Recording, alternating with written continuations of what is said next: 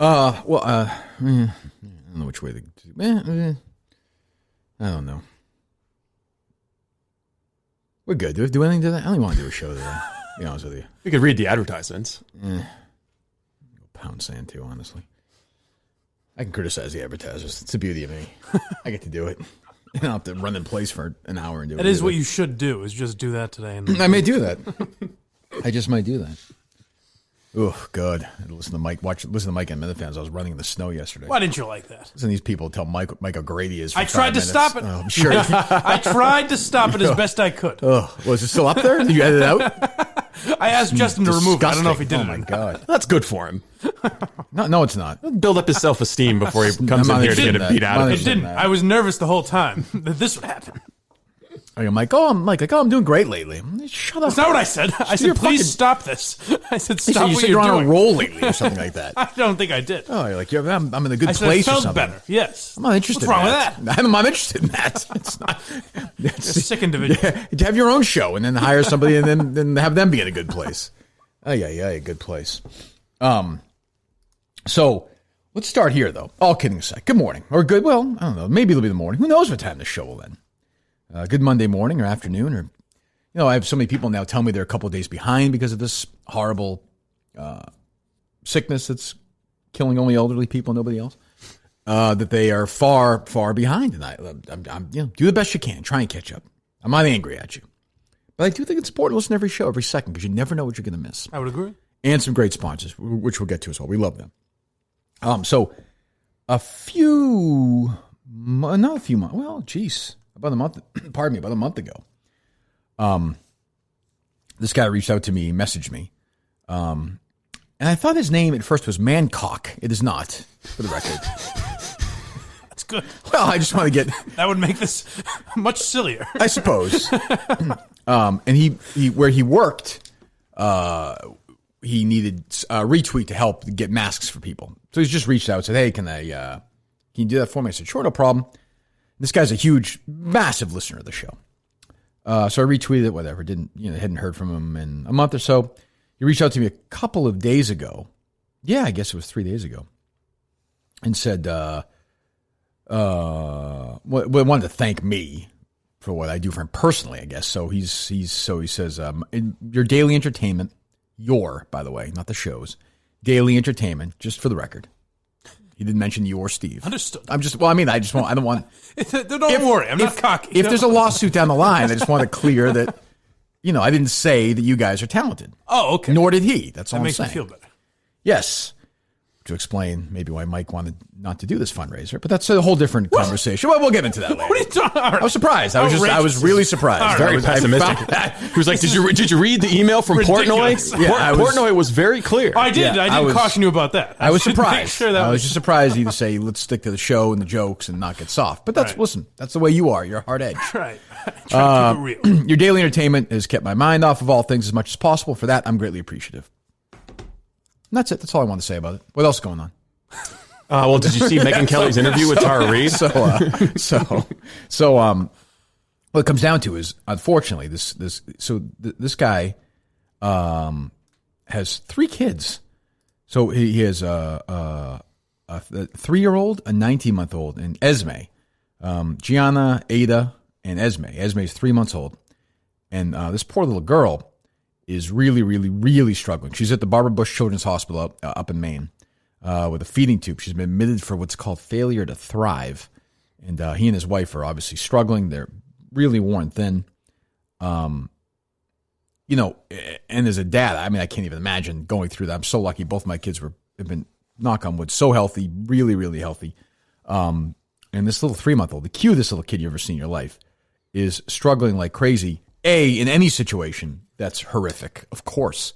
B, in this situation, it's like just an unbelievable nightmare where he can't see his kid. Only one parent can see a kid at a time. He's got 3 kids. I don't know his work situation. They're staying in a hotel near where this hospital is, and they're struggling. And I kept saying to him, I was going back and forth with him. What can we do? What can we do? And he kept saying, no. The show's enough. The show's enough. Don't worry about. Don't worry about. And he finally said, listen, there may be certain formula that this little girl might need to feel better. It's very expensive. and cost of living. And look, he didn't say anything, and he tweeted yesterday, right? Yes. And he's going through a really tough time, and I think he needs the help of us and all the Minifans out there. And look, we fight about a bunch of stupid shit, which we'll get to today, and plenty of it's stupid. Some of it's not, frankly. Some of it drives me absolutely fucking bonkers. But we're going to help this guy out and this family out. The Minifans are going to do that. I'm going to do that, and we're going to do that. So what we're going to do, I think, are a couple of things. So here he is yesterday. He tweeted out a picture of his wife and his daughter. And so, yeah, there you go. And he said their stay at the hospital is going to be a while, which I'm sure it's going to be. I mean, this guy's got a 3-year-old and a 1-year-old and a little 3-month-old girl who's I always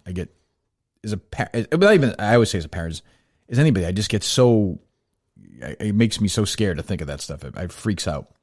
So, yeah, he thinks, he mentioned to me yesterday, they're in for a much longer stay than they thought, with a picture of this little girl, the world's toughest Minifan. I want that onesie. Send to her. Somebody make it and send it to her immediately, please. We'll even do more than that, though. We're going to do more than just the onesie. That's the kind of people. Yes, that's the kind of people we are. Well, you're not, Mike, but that's fine. No, I was against all of Your objections to this are strange and oddly vocal and like the most passionate you've ever been about anything. I usually don't speak up, but you jumped in the middle of Steve and I's private text where we talk about how bad you are. Right. You jumped in the middle of that, which was amazing to me. Well, let me weasel my way. I didn't know you were able to do that. I really don't think stickers are going to help the situation. Yeah, I don't. Ay. Give her a shirt. That's small. But you just read this guy in your heart. I'm like freaking crying reading this thing. It makes me so, it makes me mental. So there are, I think once in a while, we can put the wars aside within the Minifan world and unite and go to battle for a good cause. And we're going to do that. So I think what we're going to do for Mancock and his family, which I think is appropriate. Yes. He said his real name. That's Mr. Mancock. What's he said? His name is John. I know that, but he's okay with saying it. Yes. I think he mentioned to me he's okay saying that.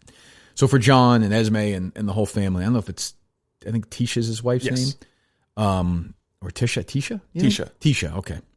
We're going to do a couple of things. So we're spitballing yesterday. And Mike's idea was for somebody to get to guest host Drop the Mic with him. Nope. So let's start the bidding right now. It's $5 million for that. I didn't ever said that. Look, if there's somebody out there who wants to talk about how good Breaking Bad is. Right. That's must see. Let's not confuse. I'm saying you also have that opportunity. The brand. We're doing the whole thing. You have that opportunity as well. Okay, yeah. There's a chance to do that. To be fair, his idea, a date with Mama Geary, was pretty good. Well, that's true. All erroneous. Ooh, is that would she auction off? I can talk to her about it. She would, go for, Sure. Hop on the express for a ride. I don't see why not. I can't see a reason, legally, ethically, or what's going on in the world right now. Why that wouldn't work. I did think it was strange when Mike volunteered up Alba for 12 hours hard labor. Well, that's true. Yeah, that's a good point. That's what she's saying. The floors for you. Both of them playing to their strengths. She'll grill. She'll do whatever you want.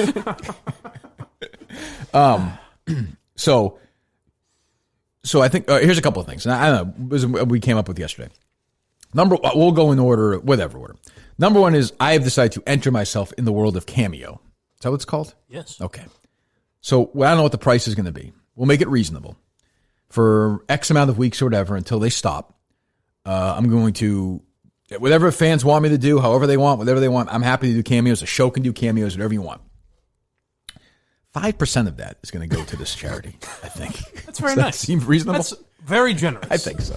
No, so obviously every single cent will go to help out Esme and that family. Except what Cameo takes. Well, what do they take? Like 25% or something. Okay, fine. Everything I'm supposed to get will go to them. Every single dime. So however creative you want me to be, I'll say whatever you want.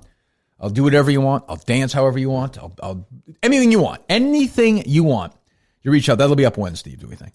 It all depends on when Cameo is going to approve your application, which we submitted on Friday. So I don't know, Mike, how long did it take for you to get approval? Very quick. Very quick? Okay. It should be up, I would guess, 2 days maybe? Yeah. I think it so took me, I would say today or tomorrow. Okay. So then once we'll tweet that out and we'll get going. Yep. So, and Michael bring his out of retirement, right? Yeah. If somebody wants something. Sure.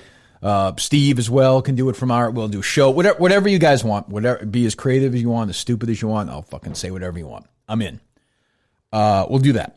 Number 2, we're going to have a GoFundMe page, correct? Yes, we're going to use the already established Minifan GoFundMe. Okay. And that'll be up as the show starts. Yes. When you hear it today, right? That'll be up today, yeah. Yes, okay, so we're going to have that. Yes. We'll tweet that out. Number 3 is we're going to do a couple of auction items, which I guess will be on eBay? Yes, they're already up on eBay, and we'll tweet them out today. Okay. Today. So do you have them up in front of you right now? I do, yes. Okay, go ahead. Start from whichever order you like, Steve. So auction item number 1 is going to be free admission to the Wilbur Show, but also Kirk Minahan will create a role for you in the live show. You will be part of the live Wilbur experience. So if you're, say, I don't know, a middle-aged Latino man who previously pitched a role. No, it's not. There's a time, maybe a time limit. It's not Latino Kirk featuring Kirk Minahan. If you would like to eat spicy food on the stage of the Wilbur Show. Whatever you want. So you're going to get, not only that, you're going to be part of the rehearsals. You're going to be backstage the entire day for the shows. You're going to be part of the show. Yes. So you get the entire, however big or small you want to be in terms of backstage, you want to watch the rest of the show in your seat, you'll get a seat, you'll get whatever you want. You get a speaking role, a role in the Wilbur Show, a role at the Wilbur Show. Hopefully September, maybe later, but there will be one. That we know. There's going to be a Wilbur Show, and you'll get the part of that. Number 1. I like that. And for all of these things, the usual coronavirus caveats apply. Like when the Wilbur Show happens, you'll be in the Wilbur Show, but the date is very much up in the Steve, air. I think that's pretty known. Like they can't go have a private Wilbur Show with me. So there's not a lot. You said September 11th. I will be there. We will pay you if it's that important. We will pay you back. How's that? But I don't think we do. And again, every single dime donated. I don't know. Does eBay take a slice? I'm sure they do. Or they have to. No, I don't think eBay takes a slice. They just do fees. But what we've actually done is we've put these up with John's eBay page. Oh, great. Okay, so the money is going to go directly to him. Fantastic. That's great. Okay, so when that goes up and when? It's already up right now. We'll just tweet it out. All right, so keep it quiet. Let people know. Okay. Okay. Second one. The next item is so when Madawaska 2021 tickets become available. I think this is a sleeper one, Mike. This is. Oh, for sure. I think this is a sleeper one. I'm going to raise the stakes on this one too a little bit. I said these are going to get crazy money, I think. These tickets, $1 million, you think? Maybe. Could be. These tickets are going to be the hottest item in town. Let's be honest. Madawaska? I agree. People loved I think there was a tremendous amount of FOMO around the last Madawaska trip. So this is a way to get yourself guaranteed placement. So you're not like clicking on that page and find out it's sold out. So two guaranteed tickets, Madawaska 2020. Two guaranteed tickets. Madawaska 2021. 2021. Right. 2 guaranteed tickets. We're going to pay for your hotel as well. We're going to take care of that. We're going to set the whole thing up. I'm sure our guy Travis will make sure it's a special experience for you. You get the VIP Madawaska treatment. And by the way, keep this in mind. Madawaska 2021, that is definitely going to happen. Madawaska 2021, guaranteed. That's going to be 150. We're doing it in the same place. Mm-hmm. It's not going to be any bigger. And I don't care if you're, one of these guys on YouTube who thinks they're a bigger star than I am, or if you're an actual fan of the show. I don't care who you are. Everyone has an equal swing at this. So you could miss out. The biggest Mount Rushmore Minifans, all 4 of them, could miss out in this show. Right. Could easily happen. So you have to enter. It's going to be one day only. It's going to be a blitz. It's going to be a sprint. Right now, guaranteed entry. Fast pass. You're right in. 2 free tickets. You get to hang out with us. You get to have the free hotel as well. And even and there will be a Mike and the Minifans the night before, which I think will be a little different. Hopefully this year. Slightly. We'll see. And I think you'll get a seat as well there, Mike, if that's okay. If I may be so bold. Thank you. Is that, I'm asking you. It's your show. Oh, I think I'll get a seat there. No one's guaranteeing that. Yes, of course. They're more than welcome. Fine. There you go. So that's like a $400 value. Oh, if you think about it, the hotel room and the ticket and everything. Yeah, but we're talking more than that, though. I mean, this is a guaranteed entry into this thing. Guaranteed entry. All right, number 3, which I also think this is and I am at some people may, but the people who like this item will be very into this item. I agree. So the third item is going to be a chance to golf with Kirk. So people know that we do last year we did the golf tournament with Sheffield Pharmaceutical, and we're going to be doing that again this year. All proceeds go to the Boys and Girls Club, and that's been pushed back a little bit because of coronavirus, but we still think it's going to happen this summer, and it's going to be at the Lake of Isles near Foxwoods, same place as last year. Right. And they're going to get it. The highest bidder on this item will get a chance to be the 4th member of the foursome. So with that, I actually, of all the things I think will happen on the date I'm predicting, this I think is most likely to happen because they're already golfing in Connecticut. Yeah. I could see them doing 2 different start times that day, spreading it out, fewer groups, whatever. But I feel pretty confident that's going to happen in the summer or early fall. When's it scheduled for now? Hold on a second. Early fall? No? Yeah, right around there. Okay. So again, same thing. We go up the night before. I'm not sure where we'll be staying, but wherever we're staying, if the person here gets the room as well, gets a nice room, gets to have dinner with us the night before, just like we did last year. You'll be really carrying some weight there. That's true. gets to watch us do the show the next morning, as we did in the, I don't know where we'll be, in some conference room or whatever. You can come watch a show with us, come on the show with us, and then play golf with us the next day. It'll be August 25th. August 25th. All right. So there you go. As of right now, it'll be August 24th. We'll go up there. We'll spend the night before. I don't know. We may be spending the Marriott or something around there. We'll have dinner somewhere. 1, 2, 3, 4. Maybe Scott and Ariel. I don't know if Scott could be here this year. Yes, I think Scott and also Bill from Milton's. Okay, They both okay. So there you go. Okay, perfect. So then you get to have dinner with all of us the night before, hang out, bullshit. That's fun. Wake up the next morning. We'll do the show. You come watch that for a little bit if you want. If not, no big deal. We'll go play golf, have some lunch, whatever. It's a fun day. We had a good time last year. That's an excellent package item for a big fan of the show as well. I mean, these are good. If you're a big fan of the show, these are pretty good opportunities here. Plus the GoFundMe, plus the cameos. So we're going to raise as much money as we can here for John and Tisha and Esme and her sisters as well. And I think of her sisters a lot too, because boy, they're in an awfully difficult place. But we're going to do everything we can to help them out. So, and we've also got a couple of other things around the edges that the Minifans have come up with, including getting toys to her sisters as well. Yeah. I think Kevin from Bristol and his toy store, Just Ducky, are working with the Mincel Intel guys to kind of coordinate a shipment of toys up to them. good. Okay, that's it's very nice. Good yes, job, I suppose boy. it's nice. He's a kind, caring man. Yeah, and I was thinking of a way we could figure out a way for meals for the family. I don't know. We'll keep thinking of stuff, but that's sort of what we're doing right now to start. I think those are pretty good items. Yeah, I would add the golf package is. A little incentive would be that you see Kirk like you've never seen him in your entire competitive life. And Shay's dancing, he's That's true. high-fiving. A team player. Yeah. Yes. Also, that's true. if you want to see someone never miss a shot in golf, It's true. I'm never going to shoot miss a 18 putt. again. I'm going to try it again. We are the defending champions. Yes, we are. We are. Yes. Are we? Remember, 2 people playing it. But yeah. And just one other thing I would add is that John has already reached out to me and said that he's just blown away by the outpouring of support, and he says that anything that they receive from this above and beyond what they need, they're going to try to pay it forward to some other families that they've met who have children staying at the Barbara Bush Hospital. Good, yes. Or make a donation directly to Great. Barbara Bush. Yeah. Well, yes. Great. Barbara Bush is dead.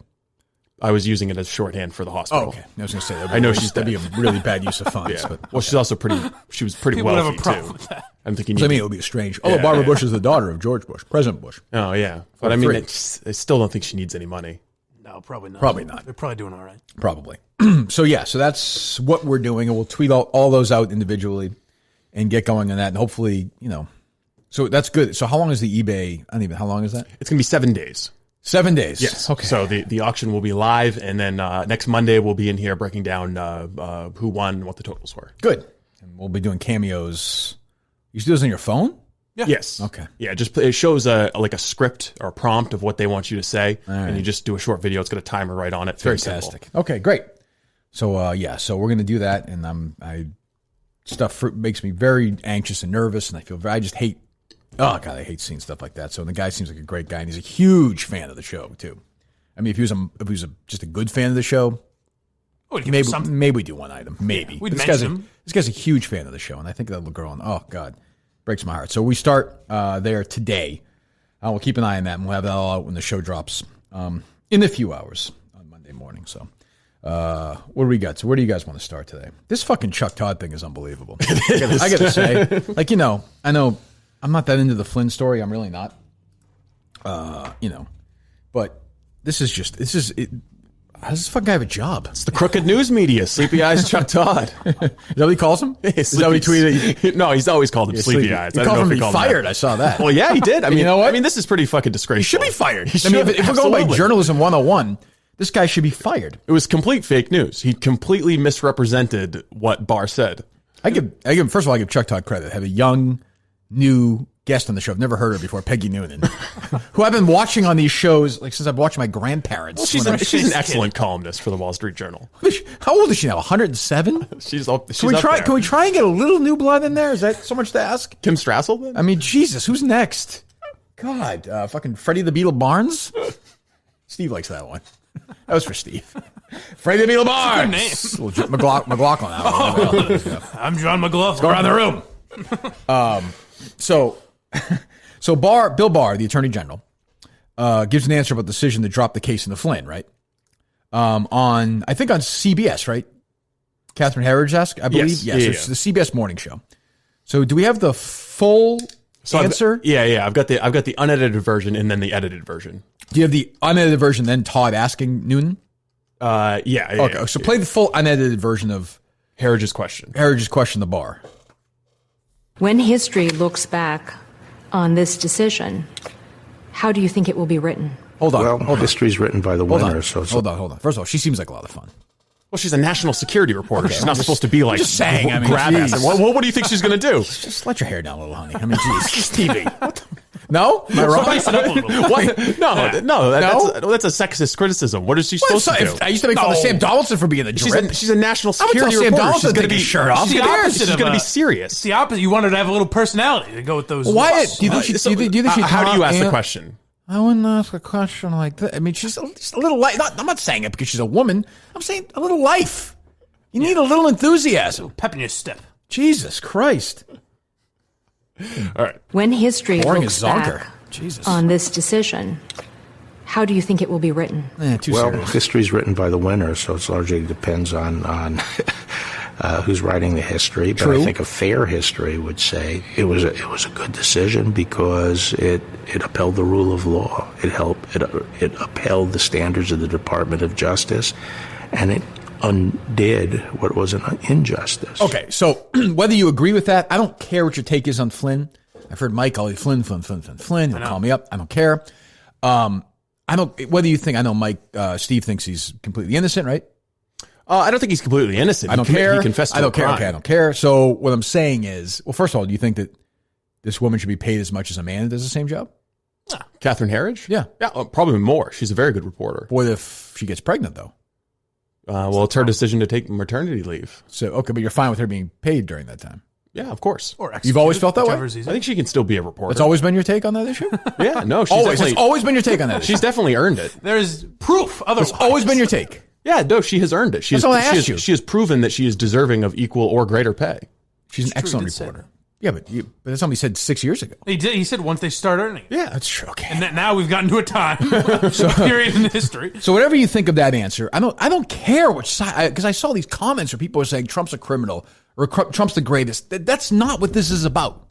This is not what this is about. This is about the media, and Chuck Todd is a longtime liberal.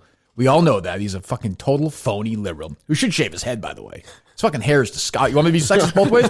His fucking hair is disgusting. Shave your head. I wouldn't go on. You have coronavirus. You look like you have fucking coronavirus. So you ever see how thin his hair is up top? Hanging on to a few Why scraps. doesn't Trump make fun of that? That's a Trump. It's an easy Trump call. I don't know. Like the easy Trump, stuff sometimes. Trump doesn't go after people's hair because I think he Oh, knows that's he's a true. big That's target there. That's true. Except for he did go after Rand Paul's hair He just goes after women like Mika, but for having periods. how they're bleeding, right? Oh, yeah. Blood coming from there, whatever. Whatever. So that's the full answer.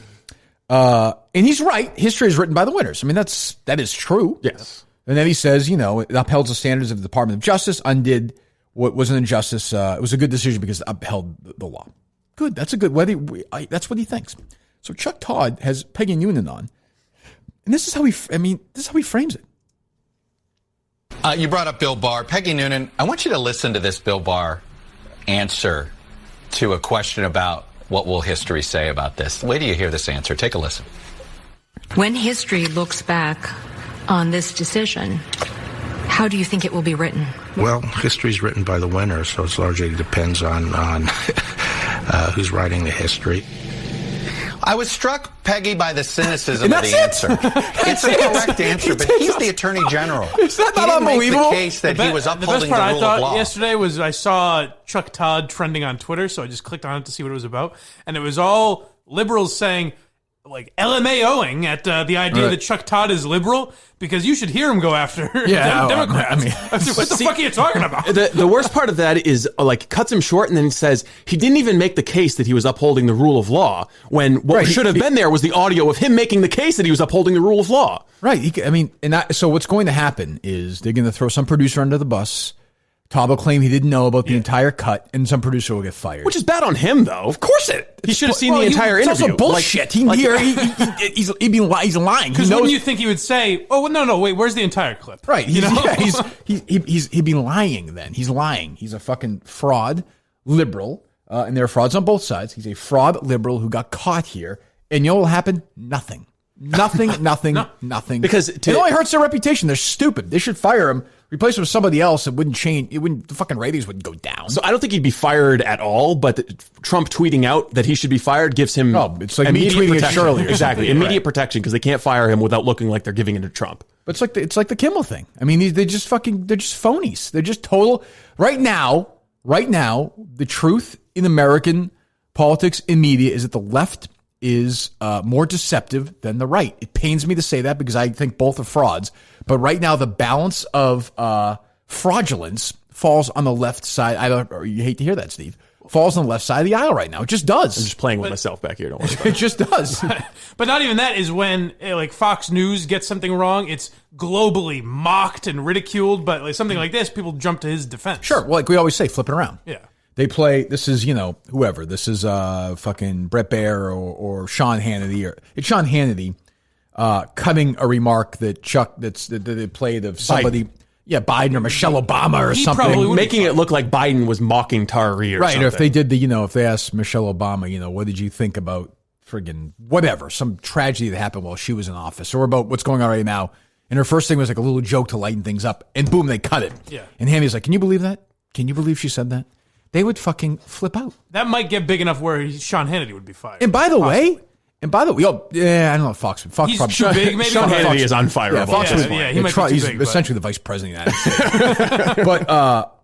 But here's the other thing: is even the edited answer that Todd thinks is his killer. It's not even that bad an answer. No, it's not. History is written by the winners. And the thing is, this is only going to help Trump. They think that they're undermining him by trying to embarrass. That's why he won him. 4 years ago. Exactly. They're so dumb. He's going to have this foil now. Like, he doesn't want Chuck Todd fired. He wants Chuck Todd to continue to make shit up and be a bullshit artist all the way until his reelection. That's how he ran his whole campaign. Trump ran his whole campaign against the media, against the Democrats, and against the rest of the Republican Party. It was a completely maverick campaign, and he's going to do it again. I mean, he's about to do this again. Now, the Republicans will be more on board with him this time because his approval rating with Republicans is crazy incredible. high. It's the highest of any president almost ever at this point, which is madness.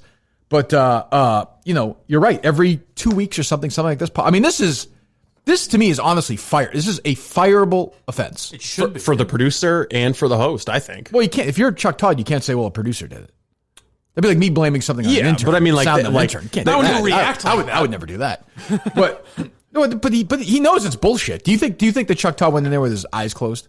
Of course not. He knew this is a Sleepy cut eyes. clip.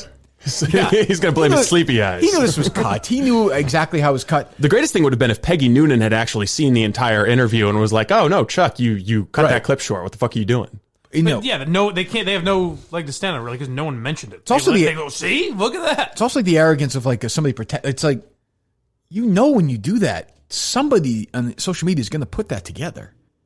That's like you're not going to get away with that. Yeah. Right. Like they'll say that it was just kind of sloppy, but all of these mistakes err towards anti-Trump. Basically. Of course, every single mistake they make, it just happens to somehow reflect negatively on Republicans or conservatives or Trump. And Chuck Todd will probably apologize, and he'll say that the corporate has. Right, I know, but Todd. Yeah. I'm saying Todd hasn't said anything. No. I don't think he hasn't apologized on air. So he'll have to. I mean, I'm sure Morning Joe's not covering it this morning, right? Yeah, I rather doubt it. So I mean, I don't know why. It's a great media story. It's a great media story. Yeah. They should fucking fire this Brian Stelter. I wonder if he'll pick it up. His whole beat is media reporting. He's too busy crying. Yes, it's just like tired you are after you like cry. 9/11 every day. It is for him. Potato head asshole. Steve really hates him. I really hate Brian Stelter. I really go on and do a boring 6 minutes with you. No, it was that, but he's like, and I've been given fake email addresses by people like that in the past, and it always rubs me the wrong way. We'll get him, Steve. Eventually we'll get him. Don't you worry. We're going to get him. Potato head. Son of a bitch. They should fire that. Call him a potato head again, Steve. Does it make you feel Potato better? Head. Clearly, Spud McKenzie. I like it. McKenzie. There you go. But yeah, he did say that, like, I had no opinion on that guy, but I saw a clip of him saying, it's like a building flies into the Twin Towers every day. It is. Like, well, there's a slight difference between those things, I think. What's your opinion? Maybe. I mean, it's like being attacked every single day. Every single day. Yeah. Jesus Christ. All right, new sponsor here this week. I'm curious about this one. So Hydrant is the top performer in. Put it this way. I'll just put it this way. As a runner, I've got my gray clothes now. I'm feeling good. I've even got stuff to put on my body to make me feel better. But I do need sort of a caffeine. I'm not a huge coffee drinker like you guys are, particularly Steve. I need a way to kickstart my day. So this is where Hydrant comes in. Hydrant created flavored electrolyte packets you mix directly into your water to efficiently and effectively hydrate your body. Plus, it's delicious. I can confirm that. Today was my Hydrant debut. I had the grapefruit, blood orange, lime variety pack. Today, little grapefruit to kick things off. Little grapefruit. Just $1 a packet for 30-day supplies. You save even more with a monthly subscription. That's a win right there. It's backed by research. Formula was developed by an Oxford scientist. Oxford Blues, by the way, good 80s Rob Lowe movie if you're looking to watch something. Right. Not good, but good bad to watch. You know. Gotcha.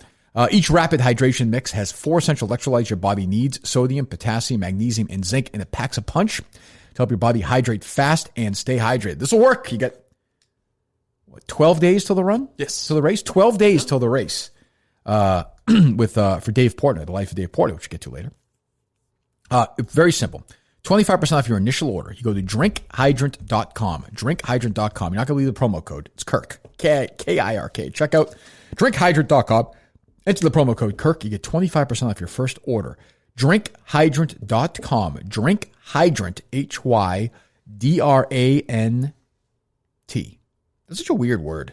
Hydrant. Well, it's like fire hydrant. Yeah. I got you. I know, but it looks weird. Yeah. Hydrant. Drink Hydrant, Hydrant.com. Enter my name, Kirk. Get 25% off your first order. Mix it in your water before you run or just your day, whatever you're doing. And don't be dehydrated. Don't be slow. Don't be sluggish. I get a little sluggish in the middle of the afternoon now. Now, I'll be curious. I'm going to let you guys know tomorrow how I feel later on today. Please do. Drinkhydrant.com. Enter my name, K-I-R-K. The name's so nice, you probably want to say it twice. So I will. K-I-R-K. 25% off Hydrant. Do that right now. And they have caffeinated and uncaffeinated versions. Oh, do they really? Yes. Yeah. You've got both in front of you. Oh, so you got me going. You got me going today. I did. Woo! Fuck yeah. Oh, come on. Pep in your step. I do feel a little invigorated today. Excellent. All right. What else? Well, I figured you would start with the chaos over the weekend. It's, you know what though? It's just so predictable and now I'm bored by it. Yeah. You know, I'll only do a few minutes on it because Menners is such a loser. He's such a loser. I watched him and I honestly watched Andy Mayo get gang raped almost the other day. It's true. On the YouTube channel by these 3 punks who I have, really, I mean, Jesus Christ. Let me just say. No, you weren't right. They played the fucking audio on the show. Hold on. This is from a guy who, I reached, so he said Menners said he was, I know 90% of the people don't watch it and don't care. Menners said he was quitting the YouTube channel the other night. Yeah. So I reached out to him. I was like, you shouldn't do that. You should keep doing the show if you want. He's like, okay, I'll do it taped or whatever. And I said, Steve will go on your show. You'll do whatever. Maybe you won't though, Steve. It's up to you. You're an adult. If you don't want to go with him, you don't have to. With Australian Brian Riccio? Yes. No, I don't think so. You don't want to? Okay. Yeah. He called you SS Robinson the other night. Oh, I'm aware. So, so he does this whole thing and he rants and raves. And he's one of these guys where he comes back and he's very meek on privately, Right, yeah. We messaged me and he seemed annoyed, but it wasn't the same passion that he had. If I didn't articulate it properly to him, though, he does understand that if he does this first one, he will be running the entire time in place. He knows that. I'm not kidding. He knows that, right? It seems like I don't think he does know that. Okay, but that's... Oh, I thought he did. Okay, if he didn't, he's going to be doing that. He's going to be doing it for the charity as well. I want the GoFundMe, I want the links underneath the shows all week, the whole time. So he'll be running for the charity as well. Right. So he's going to run in place. I mean, if he doesn't care about the kid, that's up to him. But he's going to go on and bash the kid first. He might. But it's just so I don't want to relitigate it again. Andy Mayo, I hate saying this because I hate him too, was 1,000% right. Not 1,000,000% right. That's what he's supposed to do. He did nothing wrong. He didn't limit anybody. He didn't limit anybody's speech. It's his show. He reached out to Steve because he thought Menners made fun of a sponsor, which Menners did. It was not a big deal. By the way, Menners who couldn't have been more pathetic on with us the other day. He's basically, fell right over. Well, we woke him up. Yeah, woke him up, fell right over. And then, Mayo's on that show the other night getting beat to a pulp. But I'm glad that Dave doesn't have his address or whatever by this total bore, Zonker. I mean, could you be more? If Menners was so straight shooting, he tells everyone how boring they are. How boring is Zonkers? Am I wrong? He agrees with Menners. Do you think he's interesting on the air? Not He's not. particularly. Tell the bore. Leave. Go away. I enjoy him on Twitter. I know. Go away. And the guy Red, who hosted, who clearly hates me, hosts his show and is like, he's a guy who thinks he's a star now. Go be a star in your own time and go away. That's what I'd say. The other thing is, Menner spends he's off his show now. Menner spends Friday afternoon saying that he's being censored, no free speech, blah, blah, blah. And then he goes on the YouTube show, does a live show, and says whatever the fuck he wants. Steve, nobody who's ever listened, nobody who's ever been part of a show has been less exposed to censorship than he has like 3 shows. Well, Menner doesn't think we've censored. Well, yes, he does. Censored. That's all he tweets about us. He's censored. I know, but he doesn't believe that. He said on with us. He goes, "Yeah, I understand your point." Well, then he's a phony. I don't know, whichever one it is. But like censored, like when somebody calls your own show and you have the producer hang up on them, is that censorship? Like when that Medium Poppy guy called him 20 times and he cried about it. Somebody's calling you out on a real issue, your failure to pay your employees. Had your loser producer, stop the phone calls. Is that what is that censorship Former or no? Producer, right? Is that censorship? I don't know. So, and if I'm Mayo. Like, I have to say this, I gained a smidgen of respect for Andy Mayo the other night, which is disgusting. Wow. The look on your face is like you just ate a rotten mayonnaise sandwich. So gross. But he's sitting there, and he's listening to some guy, Red. Well, I hate that Red anyway, because that asshole. And Red, obviously, for all I know, could be that guy. Maybe he writes for him. I have no idea. Maybe he writes this material. I have no idea. Red's clearly not a fan of the show. No big deal. He's a star now. That's fine. I'm in little orbit in Red's network. Red seems like at one point. No, but you say that, but the last time we talked about Red, I was like, oh, he doesn't like me, I don't think, and he'll like get up in your DMs. No, man, you're cool. I like you. And then he'll go on his YouTube show and sing a fucking different tune. That's kind of just what he does. That's fine. I guess. Yes. I'd say, what's that called? A pole vault? What's it called? The pole vault? A pole? A vault? The thing where what's the actual item you use to jump? You jump over the thing. A pole? Yeah. If it's him, I'd say find a bridge in the pole. Fucking jump over it. That's what I'd say. Hopefully. Find your fucking brain splatter all over the place. I'll put it in my next fucking lunch and eat it and shit it out and laugh at it in the fucking toilet. He's sitting there with Andy Mayo like, you talk, I talk? Did you hear that? Oh, yeah. Oh, fuck you. I think he was referencing... He got he was being a little condescending. Yeah. Oh, try he's a cunt. Go banned. Disavowed. Removed from in the fandom. I'm removing him. Oh, no. Oh, no. I hate him. Gone. This will affect my show. I'm sure he's fine. But I mean, he just came across like all 3 of them were assholes. And Mayo's like, all right, well, I did it again. Like I reported something that was clearly wrong. And it's not right when they say, well, Cameron didn't have a problem with it. We laid that out. That's not the issue. No, yeah, I talked about that with Cameron. I didn't have a problem, but I understand why it was done. That's not the issue. Matter of fact, it's almost giving Menner's credit. I'm saying you're smart enough to understand that. Others aren't. I thought he would have liked that when you said that. I don't care if he likes it or not. You literally said there are guys like Stern, Minahan, Imus, Red. Like the stars understand how it works. Right. Like the other guys don't. Like the Kirk and Red network, that's different. You know what I'm saying? Yeah. Like when I go in Discord and I see John from Scranton saying, Steve and I are working on a plan for this thing. Ooh. We will make this happen. I think, oh, that's interesting. I didn't realize he was so involved. Yeah, neither did I. But it seems like he's awfully invested in stuff and has some role in things. Shut your fucking mouth and listen to the show, you idiot. Put down your fucking drugs and fucking listen to the show. Stop going to the whores and stop fucking doing the heroin and stop fucking funding that child thing and fucking do your own thing, you asshole. Well, I think he thought he was helping out probably, but. Fuck him too. Fuck them all. I was just hoping that you would apologize. I'm not apologizing for editing your show. Get his number. Get his number. What's his number? Red? Yeah. No idea. How do you not know his number? How do you communicate with him? DMs. Do we have his number, Steve? I'll try and see if I have it. What the fuck? Fuck him. How condescending. Andy May. Here's the thing. There are fans and people like. I'm so sick of this. Like this Menner's crowd. That's you don't allow any dissension. Are you in your fucking mind? These other podcasts you listen to, right, Mike? Yes. Give me a random other podcast that you listen to that I don't really know about. Tuesdays with Stories. Tuesdays with Stories. Okay. Yes. Within the Tuesdays with Stories social media community, right. What percentage are people saying, boy, I wish there was more dissension among the fans of the Tuesdays with Stories community? None. None. How about any other fucking podcast that ever lived? It wouldn't make a lot of sense. Ever lived. Any other podcast? None that I can Okay.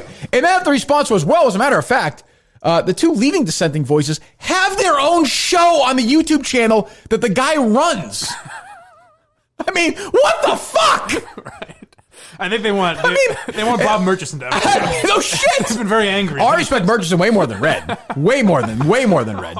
I'll put these are the people I respect more than Red and Menners. Murchison, Riccio, Marciala, Peterson, fucking the guy who calls every Friday, fucking name them all, whoever you want. Am I forgetting anybody? Mike D, fucking Andy, the other Andy Dufresne, Joe Zarbano, fucking who's the loser from who they used to call the old station? He always tweets at me all the time now. Larry from Newburyport. Larry from Newburyport. The other guy from Manchester, Billy from Manchester. Oh, yes. Kevin DuPont. Kevin DuPont. Billy from Manchester's like, your show sucks now. Fine. I don't, whatever. I don't even remember him. But okay, you're right. The show sucks now. But at least those guys are, these guys are just trying to get a gig. They're trying to be broadcasters. Here's the category. Here's my new, tweet this out, my new Mount Rushmore of people I hate on earth. Ready? Okay. Bob Murchison. Yep. Shirley Young. Mm-hmm. Red, Menners. That's the Mount Rushmore of people. They're the four, and not that order. Not in that order either, just so people know. They're the four people on earth I hate the most. Because they have no respect. I am letting them do whatever they want. And they bring Andy Mayo on. Poor Andy Mayo, a loser. I mean, a complete zero. Frankly, as I always say, one bump in the vaginal birth canal away from spending the rest of his life in a fucking institution is on there just trying to say, hey, I did nothing wrong. He did nothing wrong. And this Zonkers drip, fucking T. Portnoy all the way. Fucking this Zonker drip I don't know about that. Is like, why didn't you tell Menners first? Why? It's his fucking show. That made me say, why did I tell you first? I tried to take that angle a little bit, but I did it half-heartedly. But why? I didn't really understand why. By the way, he did. He said he messaged him. Yeah, he messaged him right after. So what? He's a guest on your show. That's part of the deal. It is. This is not cutting up a fucking bar interview. Because it's also not a big enough thing where he should have messaged Menners. Like, it wasn't Menners' platform on the program that he was going to come out and He could have deleted everything Menners said, and he shouldn't have to tell Menners. It's his show. I guess so, yeah. What the fuck is who Menners? Why does he have to tell Menners? I'm so sick of these assholes. And if we're being honest, if Menners wasn't Australian, no one would give a shit about him. Nobody gives a shit about it anyway, except for me. I like him still. So he's running in place on that show. You think I'm kidding? I'm not. Who's producing it? Intern Nick. Okay. So intern Nick, who somehow still has a job after fucking up 96 times. That'll go horribly. Here's the deal. Here's the deal. I didn't know I couldn't let him bash the sponsors. How would I have possibly known? Make this very clear to him, okay? If he stops running it, I'm not kidding. If he stops running in place once, the show is over. Done. We're stopping the show. All right. He's not going to be live, so we'll be able to review it before it goes up. No. The minute he stops running in place, Nick, the show's over. Okay. That's it. There's no, hey, we can fix it later. Done. He can say whatever he wants during that time, as long as he's running in place. What kind of speed does he have to maintain? Just a simple jog. Okay. Yeah. All right. He's in good shape. Is he? I don't know. We have to run the place on those books so you can see him over the desk. That'll be hard to do. I'd sprain his ankle. I have to say, though... Let me check with Red first. Let's see what Red thinks. It's going to be funny when he stands up and he actually is shorter. That's true. Quite an ascent, though, for Red to be on your Mount Rushmore this quick. Well, I was so annoyed with him during that interview. You know me. I'm a fucking mental case. I'm listening to that, and Red is like lecturing Andy Mayo, and it's like, honestly, who the fuck are you? Where the fuck have you come from? And I saw over the weekend tweet out that one of these blogs, that Mintel Incel blog they do now or whatever, they write those dumb stories. Mm-hmm. One of them was like, is Red a star? And Red quote tweets, he's like, I don't know if I'm a star or not, but thanks a lot, guys. And I looked at that, I was like, fuck you! Honestly, that's a trick. I was like, just get the, Harry came over, I fucking hit Harry right, get the fuck away from me. He's trying to fucking hand on the stove. Leave me alone. Much like myself, Jesus. You get uncomfortable with compliments and you don't know how to take them. I get it. Who? Red. Why did he quote tweet it then? Well, he was just because a lot of there was such a buzz. If he's so uncomfortable with it, why wouldn't he just ignore the story? He had to address it eventually. Oh, play the cut you're going to play, Steve. It just gets me annoyed. Oh, you just put me in a bad mood. The one with Red? Sure, yes. The one with Red. I was just hoping that you would apologize. I'm not apologizing for editing your show. I edit my show. You've been on my show 90 minutes, 30 minutes of it is being I talk, you talk. Edit that out. I talk, you talk. Hold on. Misrepresenting the truth. And then what did he misrepresent? Now you have a show that nobody's going to want to come on because one, you edited your Big Brother Mayo. Okay, you're a Karen now. I edited it. Where you're snitching on people. Spot on. There's an element Number me one. and Steve were talking about the other day. Just let me do it, please. You know what I'm saying? Is that what you're about to say? No. I was going to say there's some standard that people are being held to, where if you do a pre-taped show, you can't edit anything out. Why? I don't know why you can't do that. I never understood that. Shows do it all the time. Well, I think that any amount of editing is like, Zarbano hitting the dump button from his desk. I know Manners is maybe partially joking, though I don't think he is. I think then he'll say he's joking after because he's embarrassed how upset he got about. To compare that to what I went through at Entercom the guy's an embarrassment. I'll let him go on the show, and no matter what, and you know what? Steve made the best point the other day. This is not limiting free speech. Limiting free speech would be saying you're not allowed to say anything anywhere. Right. Mayo and Red rather Manners and Red can start their own network. Of course, yeah. And I'd be happy if it's good stuff. Huge success. I don't know if I agree with that defense though, because you could have said that about Entercom, right? Dumping your shit out, right? And I left. Yeah, eventually I kicked my way out. But it was infringing on your show at the time. Yeah, but it was not infringing on my free speech. No, it's infringing on the quality of the show. Again, it's semantical, but I'm not. Yeah. But I mean, nobody. I mean, I've never. If I ever said to you once, Steve, on any of the YouTube shows to edit anything out, no, I would never. I would not fucking care. Steve knows but we know the sponsors are. This is a business. See, you say that Menners is smart enough to be able to do that, but I mean. No, he's not. Like he did it once. It got clipped, and then he went and did it again when he knew he was live and thought he was going to get away with it. But he did it to the same. Like I know. He wouldn't do it with he knew what we wanted in terms of treatment of advertisers on the YouTube channels, and he went directly against it when it was late at night and he was live, and he thought he was going to be a little sneaky and get away with it. And I think he did it the second time to call Steve. He thinks he's a bad boy, yeah, which is something silly. He's a fucking raving lunatic. Holy cow! Go listen to his other podcasts. I'm sure they're fascinating. But the odd thing is, I like mild Menners. Like I like him when he's kind of just normal. And I got no use for him either way. But I'm not gonna. But if somebody wants to try to do a show on my channel, let them do it if they're fans of the show. I don't know if Manners is a fan of the show or not. I know Mayo is. I've said in the past he's not. I was wrong. I don't think Red's ever heard an episode of the show, if I'm being fully honest. I didn't realize how much that Steve can really maneuver the facts and the information and get it to Kirk and filter it that way. Until I started to realize what was really going on behind the scenes and what information he had when it came to some certain things. What is he talking about? I have no idea. I think he's joking. He's not. I think he's very dry. He'll say he is, but he's not. They spent like 30 minutes criticizing me, and I had no idea what they were talking about. He wasn't joking. My problem with Red is, like, when I talk to him, like when we do our show, he's not. I come to the conclusion that he's got to be joking when he does this sarcastic shit. Where he criticizes us because I don't get that vibe from him. He was not sarcastic. Horribly told joke. It comes in the middle of all three of them being like, "Oh, Steve's such a fucking liar," and he's an SS Robinson. I mean, they have like fucking a gag in fucking Mayo's mouth, and you get that. There's nobody on earth as boring as that Zonker guy. Nobody. He doesn't know how to shut up. I'm sure he's a lawyer in real life. He sounds like your typical lawyer. He doesn't know when to shut his fucking mouth. Just talks. Thank God for Dave Portnoy, who owns you, Zonkers. You're fucking daddy. You're his fucking bitch. Go back away in the hole you came from 3 months ago. Team Zonker. Before you yapped away on 9 shows and took weeks from my life with your boring, fucking, rambling, moronic, nonsensical bullshit. Go away. He's done a lot of. Tell you what, go to the bottom of that bridge and try and catch Red.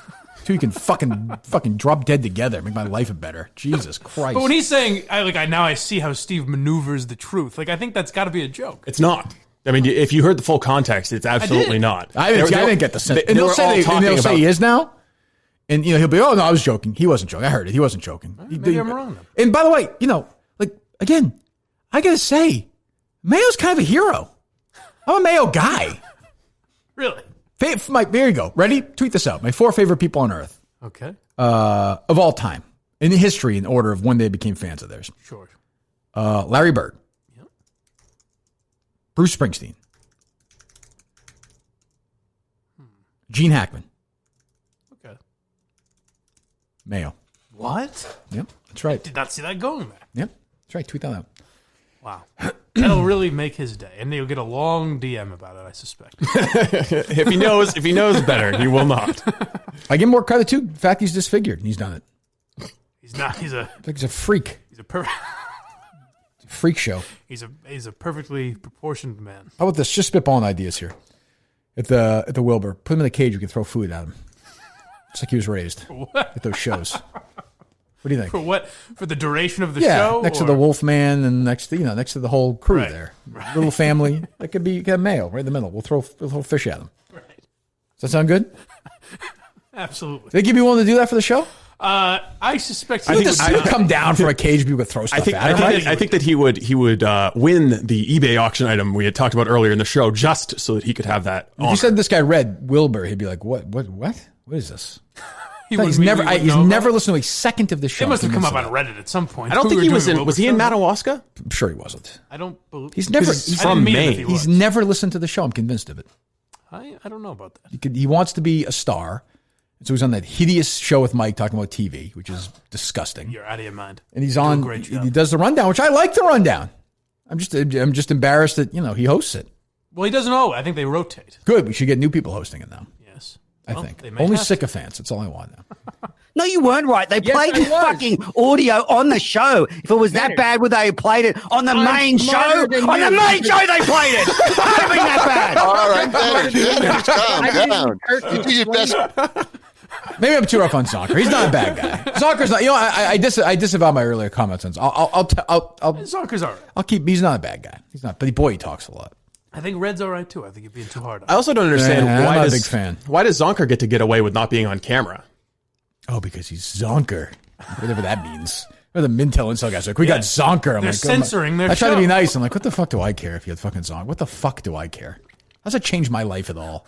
Well, that changed the way I fucking putt? I don't think so. Like, he owns a web domain. Great. What do I care? Well, he's redirecting it around. Well, it's a to little different websites. So what? It's another move in the game of chess. Against You're who? playing with Barstool. Oh, okay. It seems like they're struggling with that. I don't know. So there you go. I gotta say right now, I gotta say Reds. I mean, he's got to apologize. I think. I suspect he might, or maybe not. To me and to Mayo. Okay. They put him in a terrible position. It wasn't right. Frankly, it should be illegal. You think they were too rough on him? Well, I don't like. This is a man, by the way, who you've insulted the entire fabric of his being. I don't think so. I don't like. As a person watching a show, I'll give Red a little credit. Look, he's a pro. We're sort of equal, so I don't want to get Red. Your peers in the industry. Oh, definitely, You big can time. pass notes though. 3 against 1 doesn't work on shows like that. You don't think so? No, because he's gang up against a guy who is like, well, okay, we disagree. It was not. It then became ways of like Menners was worked up. It should have been just Menners against Mayo, and the other two should stay the fuck out of the way. Yeah. And Menners was so worked up because Menners can't handle it. He just can't handle the fact that he was wrong. Can't handle the fact the show is failing on the YouTube. I mean, each episode dropping more than the one before. Somehow the other YouTube shows rise. Menners is fucking dropping it like a stone. He somehow managed to produce the lowest viewed Mike in the Minifans. Yes, ever. which is frankly unbelievable accomplishment. If you watch some of these shows, Good God. But he was also probably on the highest episode ever. I would think that's the thing with Menners. No, he's got a big range. What was the highest rated one? I'm assuming the one when you went away. Yes, I'm sure that was entirely because of Menners. So the start of that show was me. No, I think it was because of Menners. I guess the 2 highest rated ones are the ones with me on it. Basically, no. I would guess whatever Menners was on. Yes. Menners. I'll have to check the numbers, God. And by the way, I said to him, I was like, you should stay in the message. You shouldn't go anywhere. You're fucking kind of funny, and you have your little crowd, and that's great. But, he's like, fucking, I'm going to leave. And I'm like, well, then, and as I said in one of the messages, of course, if you feel like you're being restricted at all, you should absolutely leave. You should do that. Well, I mean, we let him lie with impunity on that show. He can say whatever he wants. He's trying to pretend like he's not like Bob Murchison, but he deleted the tweet. He deleted the tweet where he said, "I'm going to release the full Steve file." Well, that's the other thing. So he played this thing where he's like, "Steve, I went to Steve and I told Steve, no, when you threaten, that's a threat when you say to somebody, hey, just so you know, I have all this information on you." But it's not even that information on me. Out of the Murchison. Oh, I know that. But that's straight out of the Murchison school. It almost lead me to believe he's consulting with Murchison. It's like, you know how he used R.A. He's Minahan's... a shorter, dumber, more evil Murchison. You know how he used R.A. Minahan's tweets against you? That's basically what he was trying to do with me. That's right. Oh, yeah. There's some blog post on a Survivor forum that called Barack Obama a monkey. Right. And he's trying to hang that around my head. And he's was like, it Earl Robinson? What was it? Earl the Pearl. Right. So the Discord guys. Seem like him. Yeah, they went and found all this information. Reach, I would say. And he's like, are you saying that's not you? No, it's not me. When he got this information, he was like, I didn't try to do anything with it. I just sent it to DEC and MHB and all these other people to try and see if it was legit. And then I sent it to you a few months later. I'm lost, but yeah. He sent it to the board of directors. He did. But so he's grasping at straws. I doesn't know why I would call him Two Eggs Cafe. Australian Bob Murchison, Australian Brian Riccio. He knows exactly why I'm calling He's more him Murchison than Riccio, I think. But Riccio sounds better. For me, I think more Riccio. I think giving him Murchison is giving him a lot of credit. That's what I'm saying, but he's not. I think he's smarter than Steve thinks. I think he's just kind of dumb. Steve thinks he's just a complete moron, right? Well, that's always been the real debate. Yes, it is. Yeah. When he talks, it's hard to hear his speech and not think he's an idiot. True. That's true. Look, we're all trying to be Red here. We're all trying to get Red's favor. Right. You know? That's what I'm doing, sir. Well, shh, you talk, I talk, Mike. Sorry, you talk, I I apologize. talk. That's how we do it here, okay? I've heard that. That's how you do it, okay? Karen. I didn't love that line. Oh, God, what are you, Kate Minahan? That's a little trite. Christ. God. Go away. Go back to your Reddit world and hang out with your buddy there. I'm sure he fucking talks to all the time. Fuck off. Oh. No question. Yeah, I didn't think about that. Fuck off. And if you can't take the heat, get the fuck out. You know? Every once in a while you get a lashing if you're in that world. That's the way it works. I suspect he will apologize to you. I don't know if he'll apologize to Mayo. Well, he should apologize to me with a nice donation to one of these charities would be a nice way to start. You know who I want an apology from is intern Nick. Because intern Justin did the honorable thing on Friday. He said, you know what? I don't want to produce for Menners anymore. He's putting me in too many morally compromising positions. I'd like to step away. And I said, hey, you know what? If you don't want to be around that pervert, like the dick pics he understand. sends him or no? Yes. Okay, yeah. And some other stuff. Right. But I said, you know, I don't consider it an obligation or a requirement of this internship How about, first of all, for how you about to that? produce Menners' show. I just want to say real quick. I don't know if you went back and you looked at that. There was an NFL draft thread from 2006. Some guy named Menners. I don't know if you saw what he said about certain prospects. I don't want to get into it, but I will send you the link later. Go ahead. Right, I appreciate that. No problem. But then, that happens. It was Nipple Pierce 2. I forget what it was, but go ahead.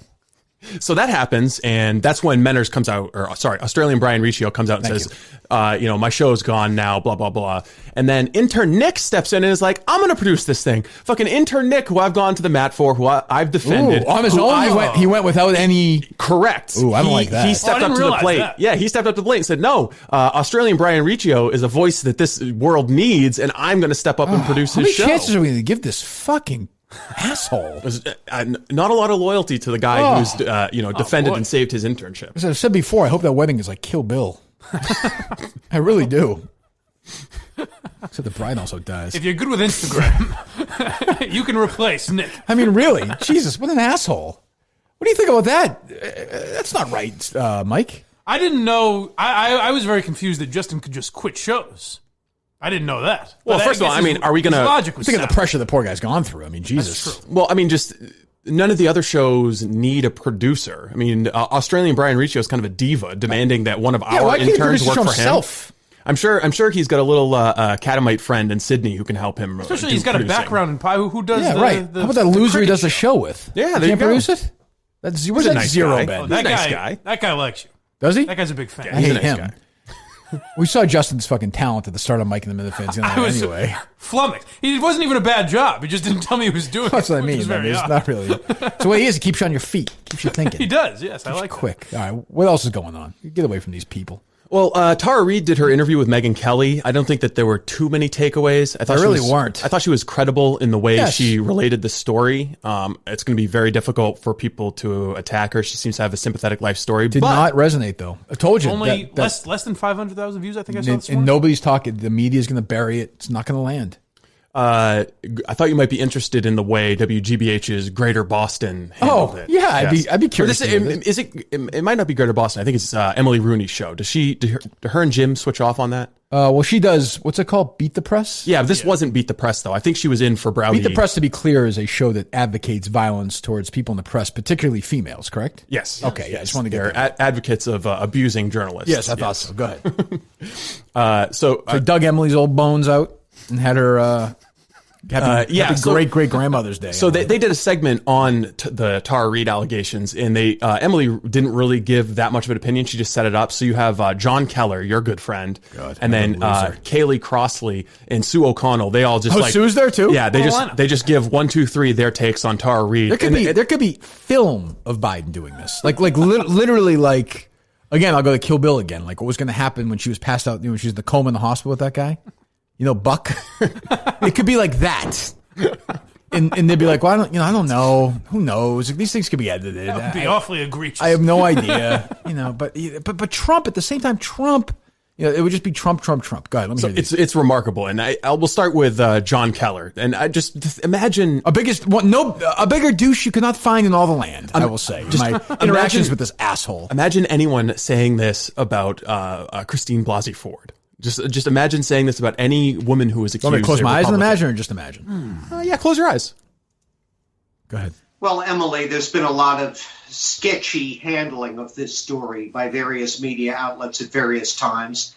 And let's be honest about it, shall we? I mean, I'll preface this by saying that stories of abuse like this, we know they do happen. It's reprehensible when it happens. It needs to be reported and dealt with honestly and fairly. But the story is sketchy. It keeps changing. It's not verified in any substantive way. There were no witnesses. There's no paper trail, at least not that has emerged yet. And as a political matter, I don't think this story is anything more than sort of a sideshow to the real issues at play. Look around you. Oh, my God. You really think voters are going to head into the booth or fill out their absentee ballots in November based on whether they think Tara Reid or Joe Biden is telling the truth? I doubt it.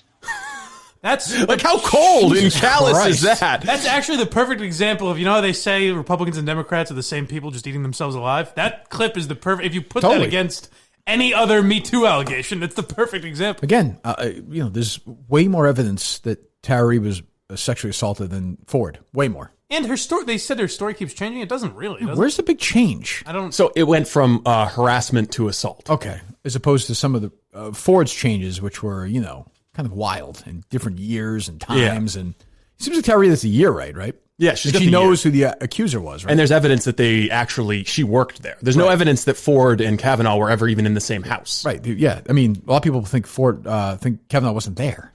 Yeah. So, okay. So, who stands up for the woman in this situation? Emily or no? Oh, they rushed to her defense. Emily's, And the other thing that Keller says is that people aren't going to vote based on, the allegations.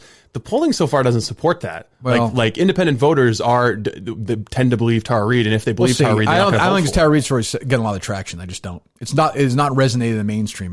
They've done everything they can to hammer this thing away and ruin this woman's life, which is what this same media wagged their finger at 3 years ago when the Me Too thing started. How dare people ruin these people's lives? How dare they shame these victims? How dare they not believe them? How dare they don't give them the benefit of the doubt? How dare they take the side of the powerful white male? And they're doing this John Keller guy. And, I don't know what he's done in the past, but he's doing the same exact thing. I don't know what his take is on this issue in the past, but he's doing the same exact thing that people like Sue would imagine if somebody was on with Sue and they did that about Ford? Oh, yeah. Oh my God. Just imagine if you were saying that about a woman who had accused a powerful man or a friend of yours. I've said from the start, I believe, I think Ford may be telling the truth. I don't know. And I think Reid's telling the truth. I don't know why that's difficult. But I think there's a case by case. I saw a story this weekend where some colleges now finally, when the student makes an accusation against the kid for assault, now they're allowing the person being accused to tell his side of the story. In the past, they weren't even allowed to do that. Betsy DeVos had Title IX reforms, right, which are basically going to allow for due process for young men who are accused of sexual assault on college you know what? campuses. I'm all against due process. That sounds really awful. She's actually being attacked. Oh, I know she is. I read about this weekend. DeVos is like pro-rape because she's going to allow for due process. Because previously the case was if you're a young man accused of sexual assault on a college campus, you're done. Right. You're thrown out. I mean, it might not be the full weight of criminal charges. No, but you're gone. But you're done. It doesn't go to local law enforcement. It goes to panels of diversocrats. And by the way, I believe most of the accusations are true. I don't think girls want to make up these accusations. But some will. Occasionally, as we've seen, and ask the good people at Rolling Stone, Sometimes they just make that shit up. Well, I mean, there's the famous case of the mattress girl at that college in New York. I forget what it was, but she claimed that she was sexually assaulted. The text messages kind of hinted that there was a consensual relationship there. It was murky at best. Kid's life is ruined because she decides to carry a mattress around as some kind of like art project. I think there was a lacrosse team that played the Duke once that had something accused some. Now again, all this is to say there have been instances. Yes, the great majority of times women do not want to make these stories up. Why would they? No, but now you're almost encouraging people to make, especially you're in college, you're making irrational decisions. If you want to get revenge on someone, you just say, hey. Right. And then again, I don't think most people want to put themselves through that. But it does occasionally happen. And by the way, if you're telling the truth, why not have a full, thorough investigation into it? Why not? Why not hear the other side and then let them make their decision? If you're telling the truth, you're fine. You have the truth on your side.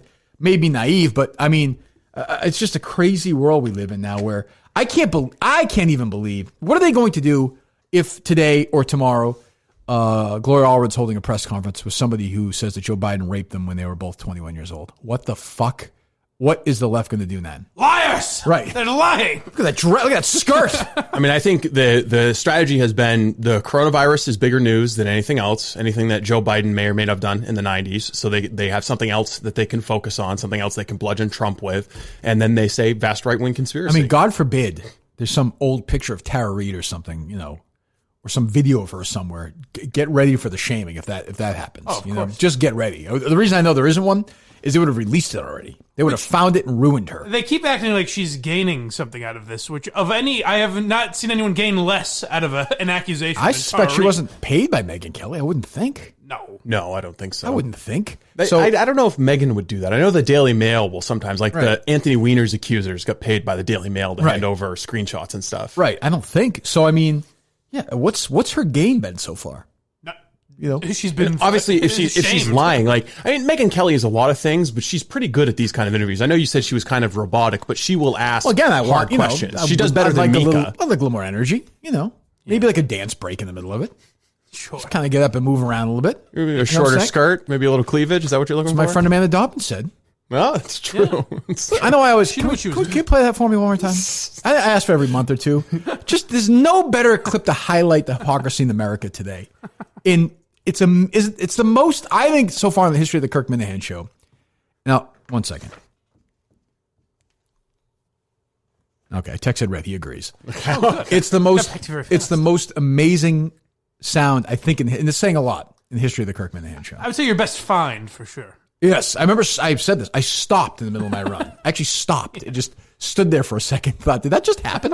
What must it be like to be Megyn Kelly in the universe? That's got to be a very odd existence. I have to be honest, I don't really care. I think what it means to be Megyn Kelly is that you're rich as shit and successful, and she's fine, and she's posting the picture of her son looking at her on a movie poster and gets a lot of sympathetic responses from people. Megyn Kelly's fine. And that's the one thing where I'm kind of with Sean's wife on this, which is there is a dimension to this movie that's unexamined.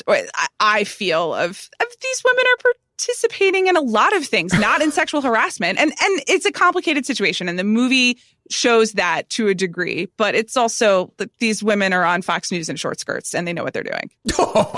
That's amazing. I hadn't even thought of that angle though, but if a different woman who had gone through her own accusations was interviewing Tara Reid, they would put so much credibility to that. They'd say, well, she's a survivor as well. Right. Talking to Megyn Kelly.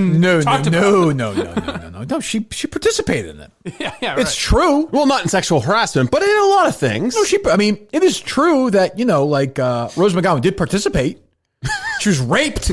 Yeah. She was there, but I suppose in Amanda Dobbins' fucked up definition, that's a participant, I guess. Yeah.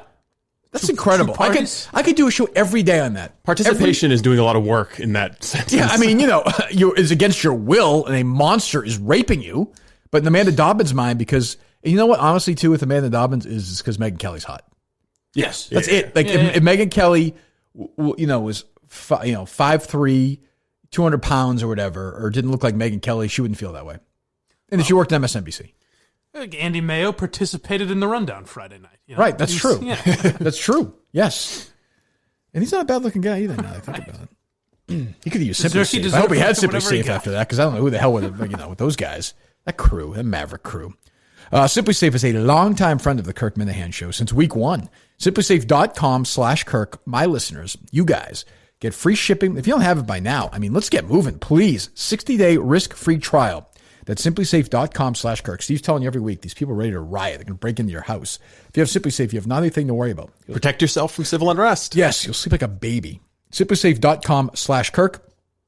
No technician, no salesperson.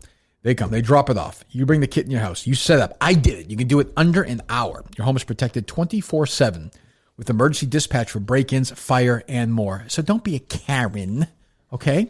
Go to SimplySafe.com. God, I hate that. Go to SimplySafe.com. You want to defend that? I don't. Okay. SimplySafe.com/Kirk. SimplySafe.com/Kirk. 60-day risk-free trial. SimplySafe.com/Kirk. Make sure they know that our show sent you. Safety and good health from Simply Safe. Well, that's all class. Again, order online. Set up yourself under an hour. Your home is protected all day long. SimplySafe.com/KIRK. That is funny. The Portnoy won the Goodell bidding. That is funny. That's good. That's funny. It'd be interesting to see. He gave me a nice tweet last night. He did, yeah. Dave, see? A little self-serving. I don't remember doing that, but that was I do remember. So it looked like it was for the documentary. It was. So Jerry and I were interviewed, I think, by Gaz. Yeah, that's who I was interviewed. Yeah, I think Gaz came to. Gaz and Dana, I think, right? Probably. I don't remember Dana at that time, but probably was, right? Yeah. Came by one day after EI. We did it. We did it outside. It was weird. It was in the summer. Interesting. Yeah. Here's the only way this can backfire on Dave is if Goodell plays along and is super nice, and then Dave has lost it. Then he's lost his biggest enemy. He's gone. And then he's going to have to be kind of friends with him. Yeah. And that's not going to work. I wonder if Goodell has the sense to do that. Well, that's been the ultimate. That's not so he far. Never has. Yeah, I can't imagine that he does. He's a fucking robot. In fact, I bet that's how it'll work very well. Is I bet Goodell somehow backs out of this. He's going to back out of $1 million donation to this charity, though. It's $1 million, right? There's going to be a way where it's technically. I don't know. I don't know how he's going to do it, but I don't think they'll ever watch a game together. Is my suspicion. It'd be incredible. Yeah. It'd be so awkward. Because Dave will go. He'll wear all the shit. I would think, right? He'll wear all the fire Goodell. He'll wear the hat. He'll wear the shirt. Yeah. But I wonder how tough will be on him when they're in the same room and everything. That'll be interesting to see. That's true. I don't think Portnoy is going to change his demeanor. That'd be a bad look. That would be can you terrible look. If he starts smiling and shaking it out with Roger Goodell. Jesus, I didn't even think of that. That's all I thought of. Jesus, when does he do? What time does his day trader thing start? 9:30, right? So it's a $50,000 bid. Oh, okay. Wait, no. So sorry, the final price was $250,000. Jesus. That's a big chunk of change. Yeah, I would say. Although it's a great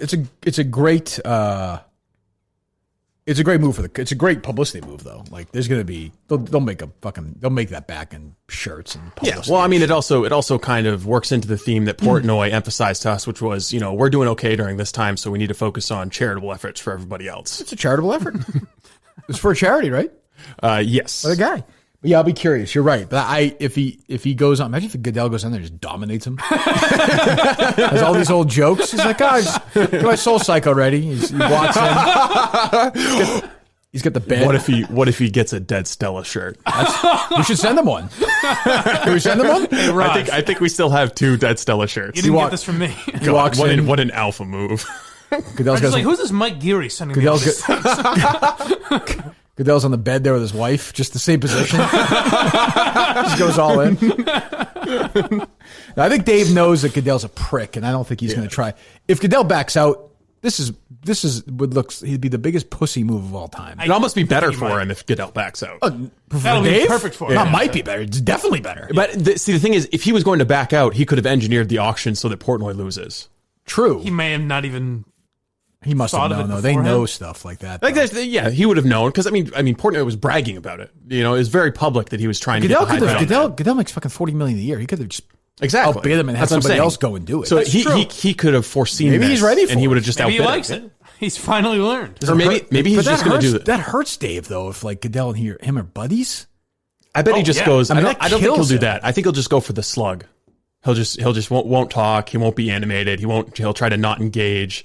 And Portnoy will just be kind of like. Here's the thing: though, if Goodell is really nice at the beginning and jokes around, you disarm him like it'd be like if Dave's an asshole, the guy's being nice to him, he looks like a prick after 10 minutes. Yeah, it's going to be weird if by halftime they're fucking sharing nachos. Right.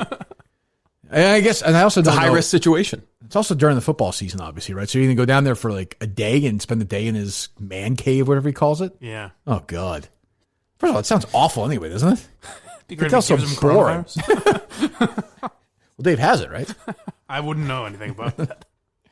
Less than 2 weeks away, by the way. That'd be really funny if Goodell came out and was like, "Oh, nope, sorry, I got coronavirus." Like nobody could come over. That would be good. I would like that. Dave would be like, "Nope, I'm still coming. Don't worry, I got those antibodies, baby." How old was Jerry Stiller? 92. 92? Yeah, I had a good run. He did. I was prepared. That's a good run. I mean, you know. Yeah. I think we're going to get much more out of him professionally at this point. No, he was in rough shape for he a lives while, on I forever guess. in the world of syndication. One of the great sitcom characters of all time. What I thought was interesting. Two of the great sitcom characters. Somebody King tweeted of out Queens? I think that Kevin James doesn't have a career without that character. That's not a good thing. It should, well, I'm just saying, without that, we would have never had Paul Blart. Arthur Spooner's a very funny character. But didn't he play the same character though? Really? Yeah, it was basically Frank So Costanza it's not living two in his basement. characters. I mean, No, it's the but same on character. two separate shows, he was very good. I saw this morning that I would say though, nobody compares one to. I mean, it's clearly he's Frank Costanza though. Yes, Like that's who he is. Nobody thinks of the King of Queens when you think of Jerry Stiller. Well, Oh no! Not even my close. generation. If you watched No TBS, if you were an way. awkward kid that watched TBS, you saw Frank Costanza. Arthur Spooner at 3:00. But if you ask and Frank 100 Costanza at 100 TV watchers what shows he's It's better Seinfeld, known, not obviously. even Yeah, close. He was on Seinfeld for what, the last 6 years? Well, he was only on 30 episodes. Yeah, I saw that Yeah, this it's morning. crazy, I was right? surprised by that because he's such a big figure when you think back at what Seinfeld was. He was part of some of the big episodes. Huge episodes, and you just Seinfeld. You watch so many times, Right, that's it just true. seems like Yeah, you've seen yeah. him 100 times. True. And by the way, I fucking watched some of that Jerry Seinfeld stand-up. Ugh. You didn't like it. I told you. Jesus. I warned you. There's I think and he's been really rich for a long time, but now he seems like removed from reality. The line I said I really hated was when he goes, "What else is terrible except for everything?" or something like that. Yeah. Because then it's like, oh, you're trying to be the old curmudgeon, Right. Yeah, it's where not- it was just natural when you were younger. It doesn't work. Yeah, I was kind of bummed out watching it. I did not. I laughed maybe once in like 15 minutes. I was like, I bailed out. There were a couple. It was okay, but I watched it because it was Jerry Seinfeld. If it was Jerry Smith, I would have. I'm sure it's great for Netflix. I'm sure it got a shitload. Oh, a bunch of people watched it. And a bunch of people said it was good. Yeah, which so it's is fine. But he's now in this super inner celeb. I don't know. He's too famous now almost. I'm sure the check cleared for Jerry. Do we know I'm how sure much he made for I'm sure that? overall well, it's an overall Netflix deal, I would think, right? Where they probably. where they got comedians in cars, or probably Yeah. a couple of stand-up specials or something. 60 million or something like that. Yeah, that's what Chappelle got. How much did he sell Seinfeld for? Like a year or two ago, wasn't it? Like, well, I know. he saw Seinfeld. Did it go to Hulu? I or thought did it he and Larry sold their syndication rights. Right. For Well, like you know who has 500 million or You know who has a share of the Seinfeld syndication? I sure do. Steve Bannon. Yeah. Yes. Oh, yes. So anytime you watch Seinfeld, you're feeding the alt-right. It's ridiculous. Jesus. All right, open up. Let's take a couple of calls and we'll do some other stuff. Oh, by the way, well, no, 1 second. What happened to Steve's a Liar guy? You tweeted the other day. I've got the parody song. We just didn't get around to it on Friday. Let me hear it. What a douche, oh. What a douche. What a douche, oh. What a douche. They've been fans of Mariah for such a very long time. Now they see this milk white guy talking shit on their Twitter timeline. They say they hate his soul patch and receding hairline. They want to make an example out of this closeted guy. Matt fucked with the Lamborghini. They have to ruin his life naturally. You kinda have to respect their insanity. Call Matt a loser cause he hates Mariah Carey. Call Matt a little bitch just because he likes to prance over to his fridge. They want to murder his entire family. Call Matt a shithead cause he hates Mariah Carey. What a douche, oh. What a douche. What a douche, oh. What a douche. They fill his inbox with a bunch of death threats. Call him homophobic, even though that doesn't make any sense. They rate Quantum Week and I'll leave a comment. They say fuck Matt Carano and his dick-headed friend. Oh, Matt fucked with the Lamborghini. They have to ruin his life naturally.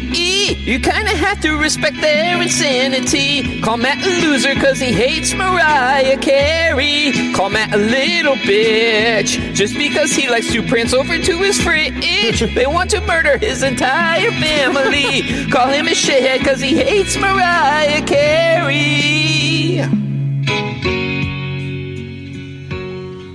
Nice to hear his voice. Nice to hear him again. Yeah, nice. I I missed him. It's a better sounding voice than Mariah's. Oh, definitely. Oh God, is she horrendous? Boy, we just wiped them off the face of the earth. Huh? We did. They're gone now. So they went away. They just go away like, once you get rid of them, they just run away. Yeah. They came out and they tried to do another poll. They were like, no, we're going to do this again. That first one wasn't legit. I was right on that. And then you jumped out to like an 80-20 lead. Doing the important work. I said, oh yeah?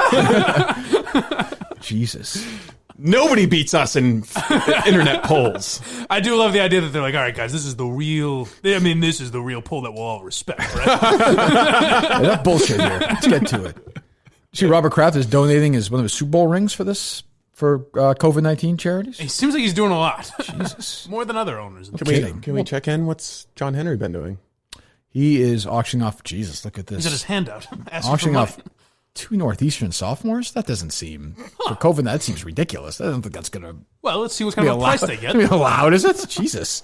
That's the way the Globe does it with their famous drafts. Yes. I mean, that would be interesting if you did a live look of them doing the draft. See, people would watch that. Or you could participate in the draft. Yes, maybe we should...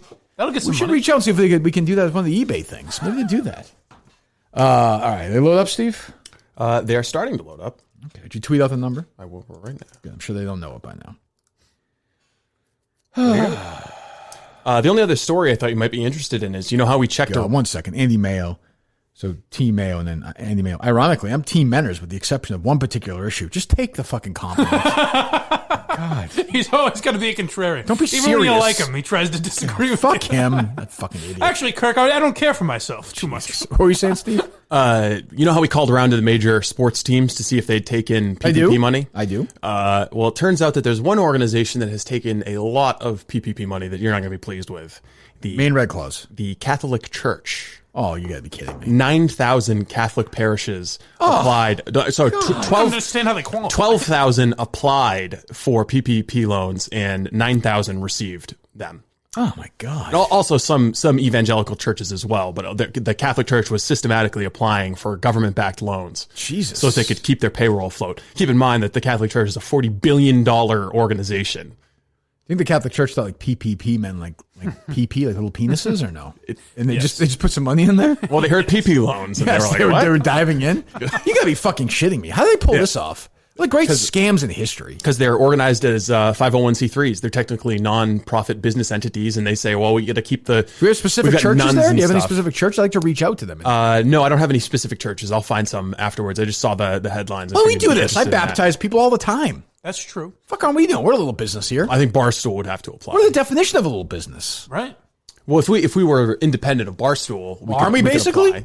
Yeah, they say we are all the time. Yeah, but I mean, not legally. Oh, like on paper. Can we emancipate? I mean, you could quit. Yeah.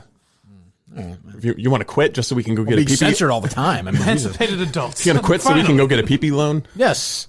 Oh, that's so gross. Yeah. It's disgusting, honestly. They're despicable. God, I hate them.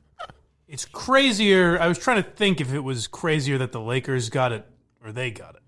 Oh, way crazier that they got it. Yeah. I mean, it'd be like DEC getting a loan.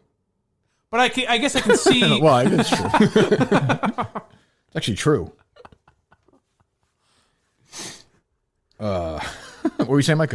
I guess I could see how like an individual church would be more of a small business. Yeah, but they're all tied in, the though. fucking LA Lakers. Well, Yeah, it's not like it's like it's not like it's a Subway franchise. But I can see how they would wriggle around that, would maneuver around that in a legal sense. When they got the loans, like did a priest go in and meet with them and like give them wine and stuff and have them pass out? Yes. Is that how they got the loans? Yes. Is that how it worked? They woke up and said, "Well, I guess you've got it, sir." Jesus Christ! Paperwork's all filled out here. Is it filled up? Are they filled up, Steve? They are filled up. They're loaded up. They're loaded up. They're loaded up on a Monday. Here we go. I've a busy Monday, an active. If you're just tuning in right now, if you're listening to us online, it's been a fun-filled hour and a half so far. Well, I tweaked it a little bit, so now they're hearing on hold music instead of the show. What music?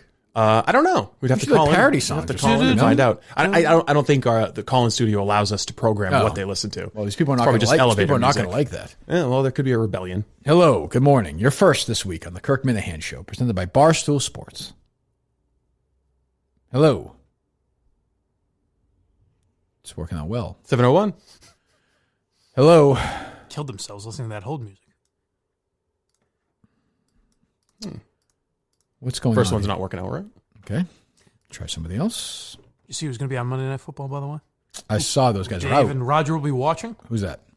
It sounds like Louis Riddick, but also, more importantly, Mina Kimes, I guess, will be involved. Oh, I did see that. God, they just they don't know what a role is yet. They just don't care. They just don't. They don't care about the audience. They don't care. They care. I'm telling you, social media. If there was no Twitter, you know where you'd be going after the show today? You'd be walking inside a restaurant and having lunch. I'm telling you, Twitter has changed everything. The blue check marks have changed the entire way everyone thinks. It's responsible for this fucking coronavirus, like reaction to it. I am dead serious. I believe that. If there's no Twitter, you think Mina Kimes would be on Monday Night Football? No. That's the thing about ESPN. They care to the extent that they get rid of the team that everyone hates. But they're like, let's just bring in a couple people that everyone will hate again. Exactly. Call in studio. What happened here, Steve? What are we doing? I just said the Google Voice thing hung up. I just had to read. You're right. They reacted to blue check mark, not even the blue, just to Twitter. Yeah. And then they respond by doing something that they think. And by the way, and I always say this, if you go back to when they hired Joe Tessitore, whatever his name is, that first day I made fun of him. Yeah. All the blue check marks said it was a great hire. All of them. I heard him play I was like, this guy is going to suck. Yeah. Right again. It was the two times where you were. It's not unique that you were right. I remember you talking about Get Up. And I think Carl and Maggie and Bart when they replaced Francesca. This is a disaster. But it was you and everyone was saying, this is going to be awful. And it was like, how does the network not fucking see these weird. things? Yeah. Is this working, Steve? You got this figured out or what? All right, 978. You're up first. Hello. Hey, what's up, Kirk? This is Gubs. Who? What's going on? Hello. Hello. Wanted to see what's your favorite song by the Goddess of the Lamleys? It's a good question. That's a tough question. What would you say? I don't really have a favorite, but I kind of like Steve. I like some of her Christmas songs. Listen to those year round. But well, she just has the one Christmas song, right? Well, I Want for Christmas. Probably put out an album. I'm sure she's like 3 of them. Yeah, but I mean that's the one she's known for. It's a huge song. She's been. Given her lack of talent, she's had a remarkably successful career. For an actress, she has a decent voice. Correct. Yes, correct. Now, a lot of actors go into music. Don Johnson, Russell Crowe, Bruce Willis. We know them all, right? Everyone. Steven David Duchovny. All of Kevin Bacon, they've all tried. Mariah Carey is an actress who transitioned into music. Yes. Not unusual. Yeah. A good actress. Very good. Glitter was great. We might do a live Glitter showing, maybe. We might. Do you think we should do that, or do you think the Mariah bone has been... I think we need to watch Glitter. I think it could be the piece that we could bring with the Lambley. Oh, that's true. They'll join us. I mean, if they love Mariah, they would love to watch Glitter. That's true. I don't think they'll care for your commentary. Well, maybe I'll think it's a good film. I've never seen it. I'll go in open-minded. I know the critics certainly liked it. All right, thanks for the call. Who's up next? They load up, Steve. They're loaded up. Did $5 million box office on a $20 million budget. Oh, Jesus. Not like Bicentennial Man. Exactly. The whole stiff. Wasn't up against Y2K. It's true. Wasn't. By the way, did you? Dave Marino played that week. Sorry, was his ankle okay that week? There was an underrated line from Nathan when we were talking about Glitter, and he said that the reason it didn't do well is because it was it came out right after 9/11. Did you really say that? Yeah. Well, I gotta say that's a much better excuse. Well, no, I mean Y2K was huge. All right. 339, you're up. Let me see when it came out. I think it was the 23rd. Oh, hey, boys. 1 second. How was the hold music? Glitter is the soundtrack to the 2001 film. Glitter was released September 1st, 21st, 2001. That's rough. It's a rough time. I don't think it would have helped it, though, do you? It might have made its money back. Mariah Carey in a movie? Before its release, Carey was suddenly hospitalized, citing extreme exhaustion and physical emotional breakdown. Well, it took a lot out of her. Some went to call it one of the worst films ever made. Wikipedia, harsh. List of films considered the worst it links to. That seems extraordinarily harsh. That's not a good sign. So 2000s, Battlefield Earth, Freddie Got Fingered, Glitter, Swept Away, that's a Madonna one. Master of Disguise. We've talked about that. Freddy Got Fingered was pretty awful. That's Tom Green. Tom right? Green, yeah. Who I never really liked. I'll be honest. I like him. He now seems more subdued. He does comedy. Yeah, he had his moment. Yeah. Oh, Gigli, yeah. Jesus, look at some. You forget some of these came out. Catwoman. Holy moly. Jesus. You'll notice Bicentennial Man not on that list. No. It's not? It was too mediocre. Would you look at each list, Steve? No, I just know it's a good movie. That was the 90s, right? It says confidence not on there. Yeah, it's not on any list of bad movies because it's a good movie. It was critically just reviled, though. No, there was that one guy for the Seattle Times who That's liked true. it. That's a good point. Fuck off. Memorized the good reviews. Batman and Robin, The Avengers. You're right. I don't see Bicentennial Man on this list. Boom! Not yet. What an achievement. I'm sure the Will be today, Wikipedia fans will be It's a very cinematic busy. achievement. What's up? What do you got? Oh, hey, boys. It's me, Matt Carano. Hi, Matt. Hi, sorry. I didn't mean to get in your way. What's up, Matt? I just can't believe that you're still on this Mariah Carey stuff. I'm so sorry for the shitstorm I caused. That's okay. I saw you on Mike the other night. It seems like you've... Now, I mean... He's embraced it a bit. You know, I understand that the backlash at first was tough, but when I'm running on... I would have been running Sunday morning listening to it. Sure. If you didn't know the context and you tuned in and you said, Matt, was like the first couple of nights I didn't get a lot of sleep. And Chris, he just really had to get away from it. I would have thought, geez, how many of your children died during this horrific school shooting that you're a second grade teacher at? Well, Matt? it was a big event. Yes. Well, but Matt's like, then Matt's like, I'm talking to you, Matt. Go ahead. I didn't mean to get in your way. Oh, no, it's fine. I'm in my closet right now rebuilding a car engine. I thought I'd take a break and give you guys a call. All right. We got it. See you, Matt. Gay, We'll talk to you later. He did also address Blind Prison Mike and Jerry's consultant with a lot of esteem. Like, you guys, to be serious for a second, I got to really thank you. A couple of times, like, I really got to thank the Minute fans. Why? And he's like, I talked to Steve, and Steve really put it in perspective for me. He did? I did. One of these guys, did. was it on your show or one of these shows where the guy thinks that Steve's playing a character the whole time? Yes, I think that might have been Jerry's. I forget it was Jerry's consultant or Blind Prison Mike. Okay. Steve is completely a character. He could be. He knows we're going to pick up on these lies and mock him. There's not a more truthful man than Steve Robinson, he says. It's all a bit. So he knows how to pronounce every word. So Steve knew I was going to offer him this job and was ready to play this character even while he was at Howie's show. He's just waiting for this opportunity. No, I think so. He thinks that throughout his entire career, he's been playing different characters. So he's not even Republican. He was playing Oh. He was playing a character with Tom Hartman. Sure. He said Howie. I think he said Howie was more of the real. Oh, so Steve had a few years of normalcy with Howie. A little bit. Oh, okay. And then when he came here, that must have been nice. Eventually, he adapted to what the Kirk Minahan character should be. Well, I think he's certainly adapted. Wouldn't you say, Steve? Yeah. Did you think a year ago you'd adaptable. be screaming at the Australian Brian Riccio about? He's definitely dove in. I'll give him that. It's one man's theory. I think you should talk about it with the Channel Zero guys. Are they loaded up, Steve? They are loaded up. All right. Hello. Good morning. A fine Monday morning to you, May 11th, 2020. To come up on our 1-year anniversary here. Well, the show that's going to be. Ooh. Hello. Oh, bad connection. Hey, how's it going? Oh, got better right before I dumped him, yeah. I'll call 70 more times. We'll talk to you. Hello. Call back, sir. Gentlemen, good morning. Hola. Hola. Is this Red from Maine? This is Red from Maine. Well. Whoa. You talk, I talk.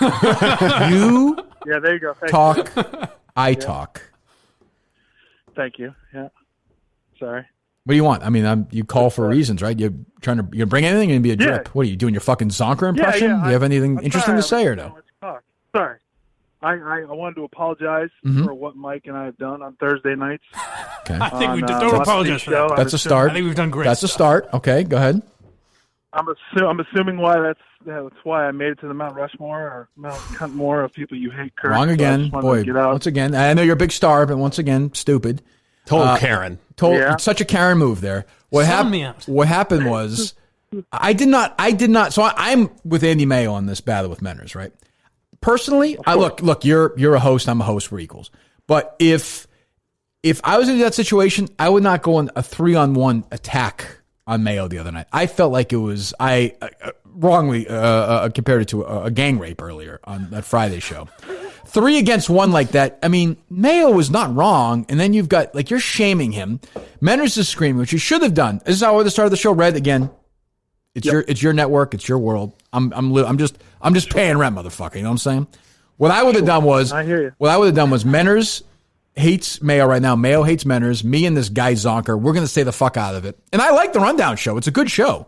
But I would let those two fight. I felt like there was no. Now you as a host, I could see wanting to jump in, but 4 voices while 2 guys were having a real beef, mistake. Okay. No, I think you're probably spot on with that.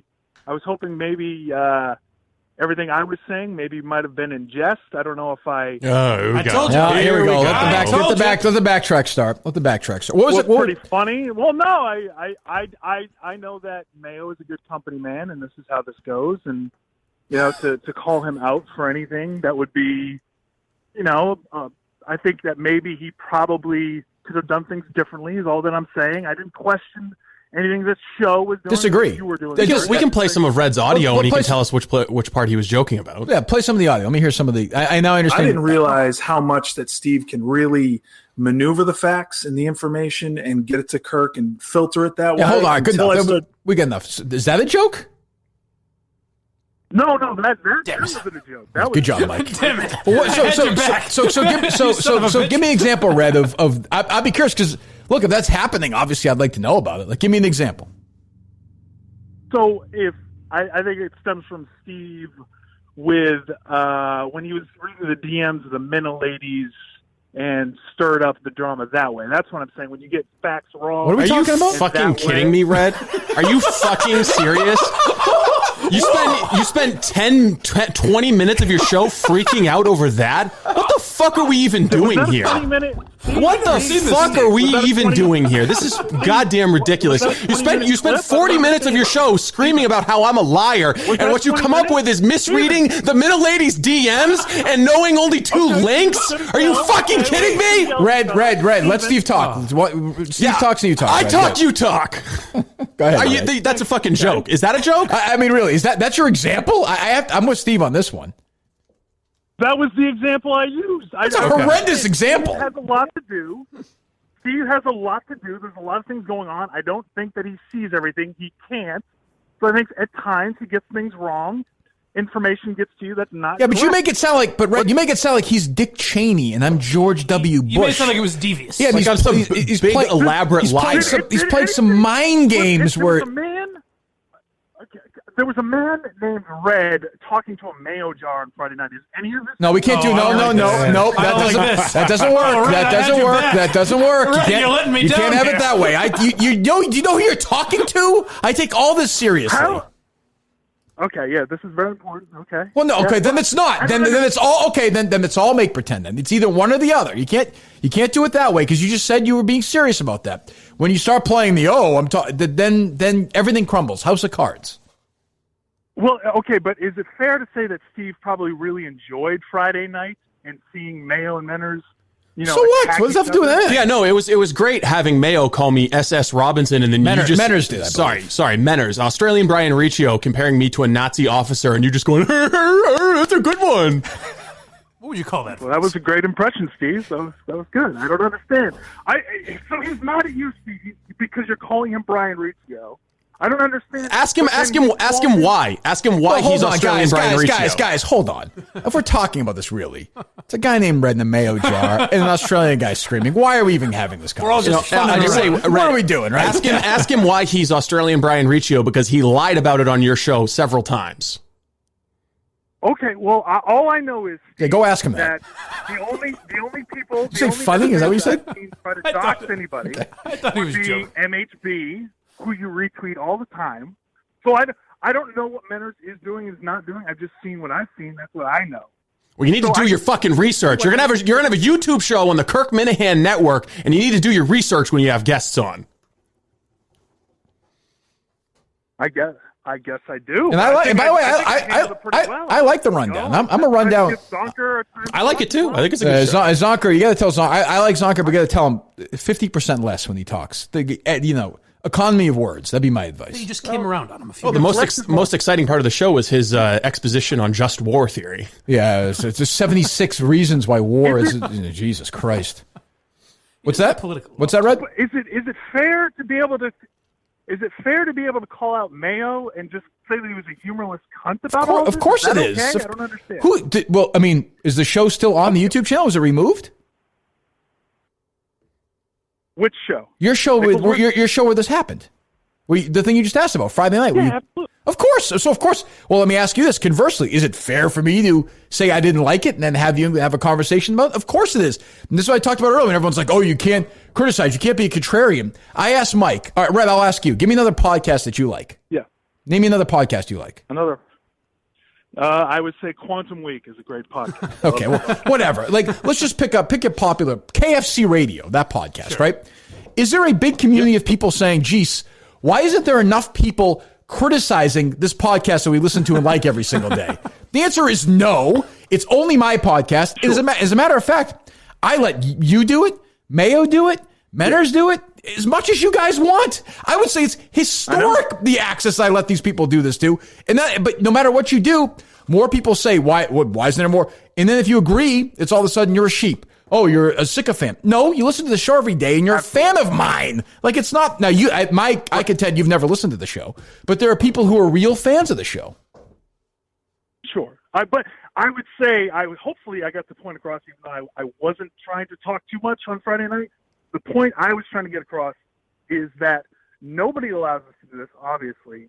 But you and the show, how you guys handled Menners, wasn't wrong at all. I just thought that Mayo could have handled it differently. Well, yes, I don't completely snitched out. Yeah, I get that. I get that, but it became 3 against 1, and for me, the only come down to me was when I'm listening to it running is I'm on the side of the one. So when I listen to 3 people gang up on one, I'm like, well, fuck this. It did sound like after a while, like, what are we gonna do? Like, this is. And so let's play it out differently. Mayo goes to Menners and says, "Hey, you shit on advertisers. They're not gonna like that. I'm gonna go ask him if that's okay." Okay. And he still throws his little fucking hissy fit after. And by the way, he did that. He sent him a message. Yes, he told him that he was doing it. Like, why are we bending over for this loser Menners? That's what I don't get. He's a fucking loser, zero. Well, it's not really that. I'm surprised that you're mad at me because the walking tampon on the show. I don't recall saying that. I was critical of him. No, that's not friend of the show. I don't recall. I would not criticize Andy Mayo. That's not. Andy Mayo's a friend of mine. He's a brother in arms. He's one of my best friends. Handsome guy. He is a talent. He's a good-looking guy and a talented guy. I'm sorry about that. Well, Red, that's fine. Apology accepted. You are apologizing for the record. Again, I'm apologizing for Thursday night's show. Most importantly, Thursday night's show. Sure. And Friday night, I will. Red, I promise to be better. Okay. I'm not going to take this as a joke. When you say you're joking later, I'm not going to take it that way. All right. Goodbye, Red. See you later. Son there of you a go. bitch. Well, I mean, you defended the mic, and then he throws your show under the bus and ruins the argument. And you cannot never vouch. As angry as Steve. Never vouch. And you can never do I'm interviewing a Mayo joke. That was a rough look. You can't do that. Then you can't. You're in. You're either in or you're not in. Because then we all agree. Very we silly. can all agree it's insane. Yes, we all get it. But people get mad at stuff. Like this is what I'm saying. When I began the show, so Red, who I'm obviously occasionally I will go over the top to criticize somebody.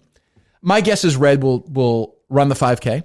Red will donate to this GoFundMe. Mm-hmm. He's a good guy, right? Yes. He called in. He took his lick. I'm a Red guy now. Tweet out, I'm Team Red again. Excellent. Still like that. He's off the list. I vow. I do. Still loaded up? They're still loaded up? Tweet that out, Steve, please. It'll make him feel better. I do now like the idea of a voicemail coming in. Hey, KFC fight, super producer BC. I was really upset when you guys said that you would rather fight a million duck-sized horses, and no one was in the room to disagree with you. I'm not kidding. No other podcast in the world has this. No, I don't think I'm wrong. Right. Morning, Kurt. I guess it would be like Stern back in the day. Right. Yes, yeah. And Stern built. But now part of this is when you build your own YouTube channel. Right. But do you think Joe Rogan would do that with a bunch of people? I don't. No, Rogan's gotten shit for monitoring his Reddit. Getting some of the criticism off there. Oh, right? Fuck it. Well, I would never do that. Fucking lunatics on Reddit. I don't know how true that is, but the people criticize. What are you going to... I mean, Jesus Christ. I give and give. Right? Caller? Exactly. Right. Fine. What do you want? Jesus, what a fan. This is John. This is Esme's dad. Oh, John. I'm making fun of this guy. And Mike is... First of all, how you doing, John? How's everything going? First of all, Mike was very critical of you to start the show today. Yeah, I think it's all a bunch of. Was it? ooey. Yes, Yeah. very I'm critical. Not very a fan. critical. How's it going? It's going good. It's Yeah. going a lot better today. She's good. Starting to take a good turn. She's still on the feeding tube, but it looks like there's going to definitely be an end in sight. And I just want to call because I can't tell you how overwhelmed and how much it means to me what the show has done, what you, Kirk, and the response from the Minifans on social media has been incredible, and especially during a difficult time for me mentally, has been incredibly uplifting for my wife and I. And I don't know what to say. No.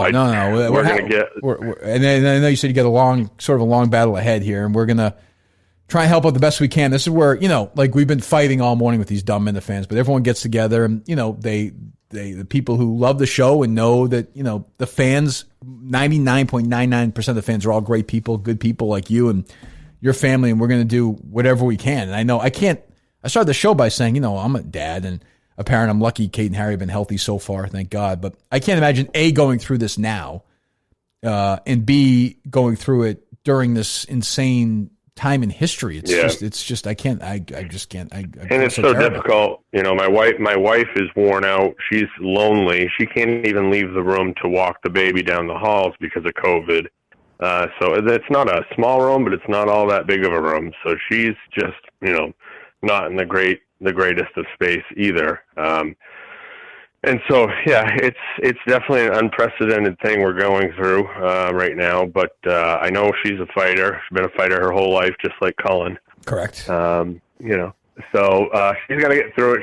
We're going to make it out fine. And, we're going to get, I can just tell by what you guys have set up that we're going to get way more than we need. So I just want everybody to know that we plan on paying it forward, whether that be a family in need at Barbara Bush or a donation to Barbara Bush. Yeah, Steven mentioned that. Or like maybe like a pizza fund or something. We'll figure something out. Yeah. Yes. Yeah, we'll figure out. Maybe we'll try to put a billboard up somewhere. Yes, there you go. No, and like you had said, it seems like one day's up, one day, but but we'll figure it out, and then the fans are going to pitch in and help as much as we can. Like you said, if it turns out, hopefully, that it's more than you need, then we'll you guys can figure out a good family and charity to pay it forward to. Absolutely. Great. We definitely will do that. I just thank you guys. I can't thank you guys enough. So by you guys, I just want to call in real quick. By you guys, you mean who? Me and Steve mostly. Kirk. Thank you, John. Yes, that's Kirk, most important. And Steve. I didn't hear from Blind Mike at Correct. all. It's important to note that, John. Thank you very much. Thank you. All right, we'll talk to you. I'll talk to you later. All right, hang in there. All right. Did you hang up on him, Steve? I didn't hang up on him. I just potted him down. Christ, he hangs up on him. Get the hell out of here. God.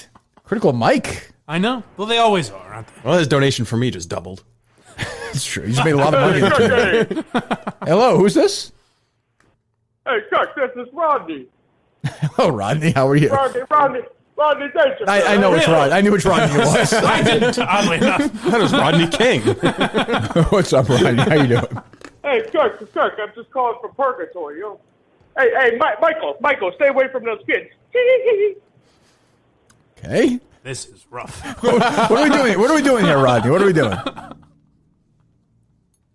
Hanging up because I respect giving up once it didn't work. I do respect that. Are they still loaded up, Steve? They're still loaded up. By the way, did you see the picture I tweeted out of Jerry Stiller right before the end? Oh. No, was it bad? Yeah. Poor guy. He was right out in front of Mamma Mia's. Oh, I didn't realize that. Jesus God. Said he had a lot longer to go. It's funny. A great appointment that day with the doctor. He was feeling great. Tri-State Running Company is the official sponsor of the Dave Portnoy Memorial 5K. May 23rd, a week from Saturday, we're all going to be scampering around America and the world running this race. Get your tickets and T-shirt now at KirkMinahanshow.com. KirkMinahanshow.com. TriStateRunning.com, by the way, is the place I got my shirt on today. Got my sneakers on. Had a nice run this morning. Schedule a virtual shoe fitting with a run-walk specialist to identify the right shoe for you. Erica Nardini, by the way, is raving about her shoes from Tri-State Running. I think she ran like 8 or 9 miles the other day.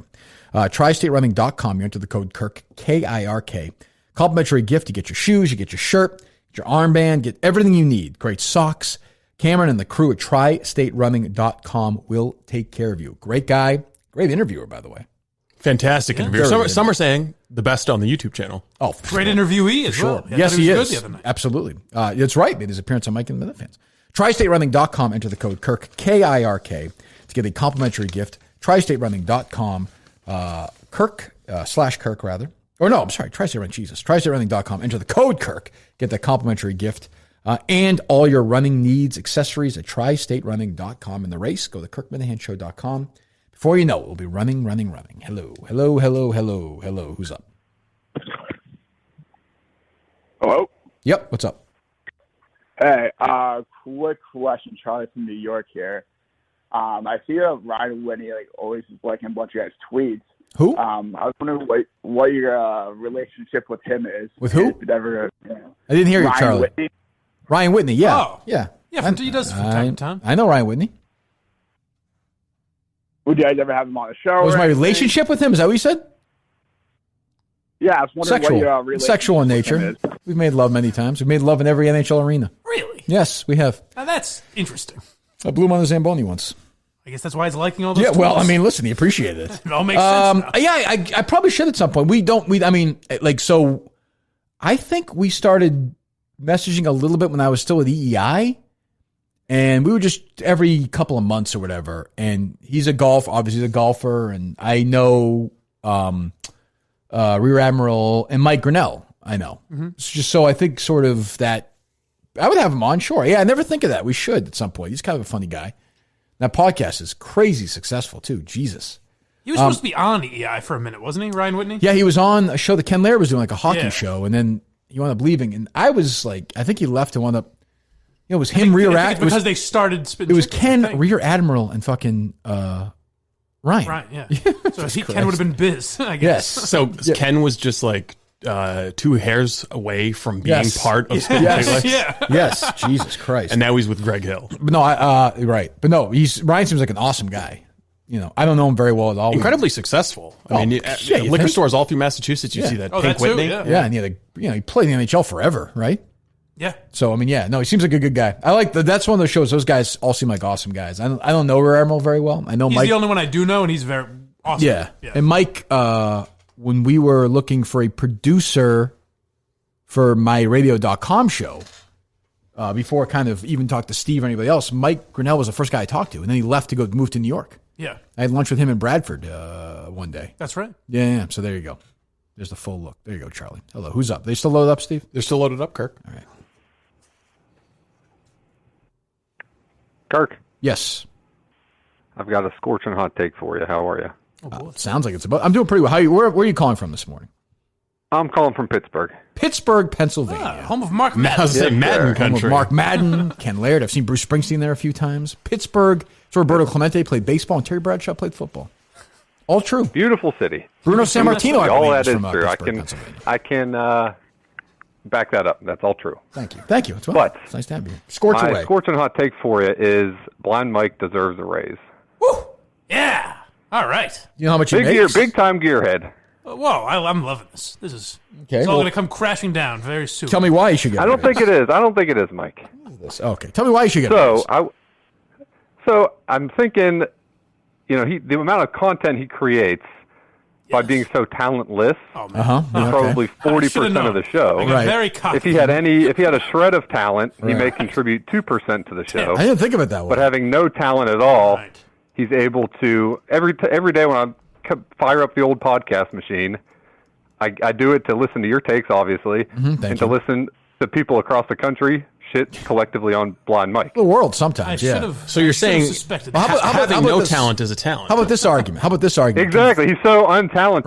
Right. He has crossed over to become talented. There's something to be said for that, but how about this?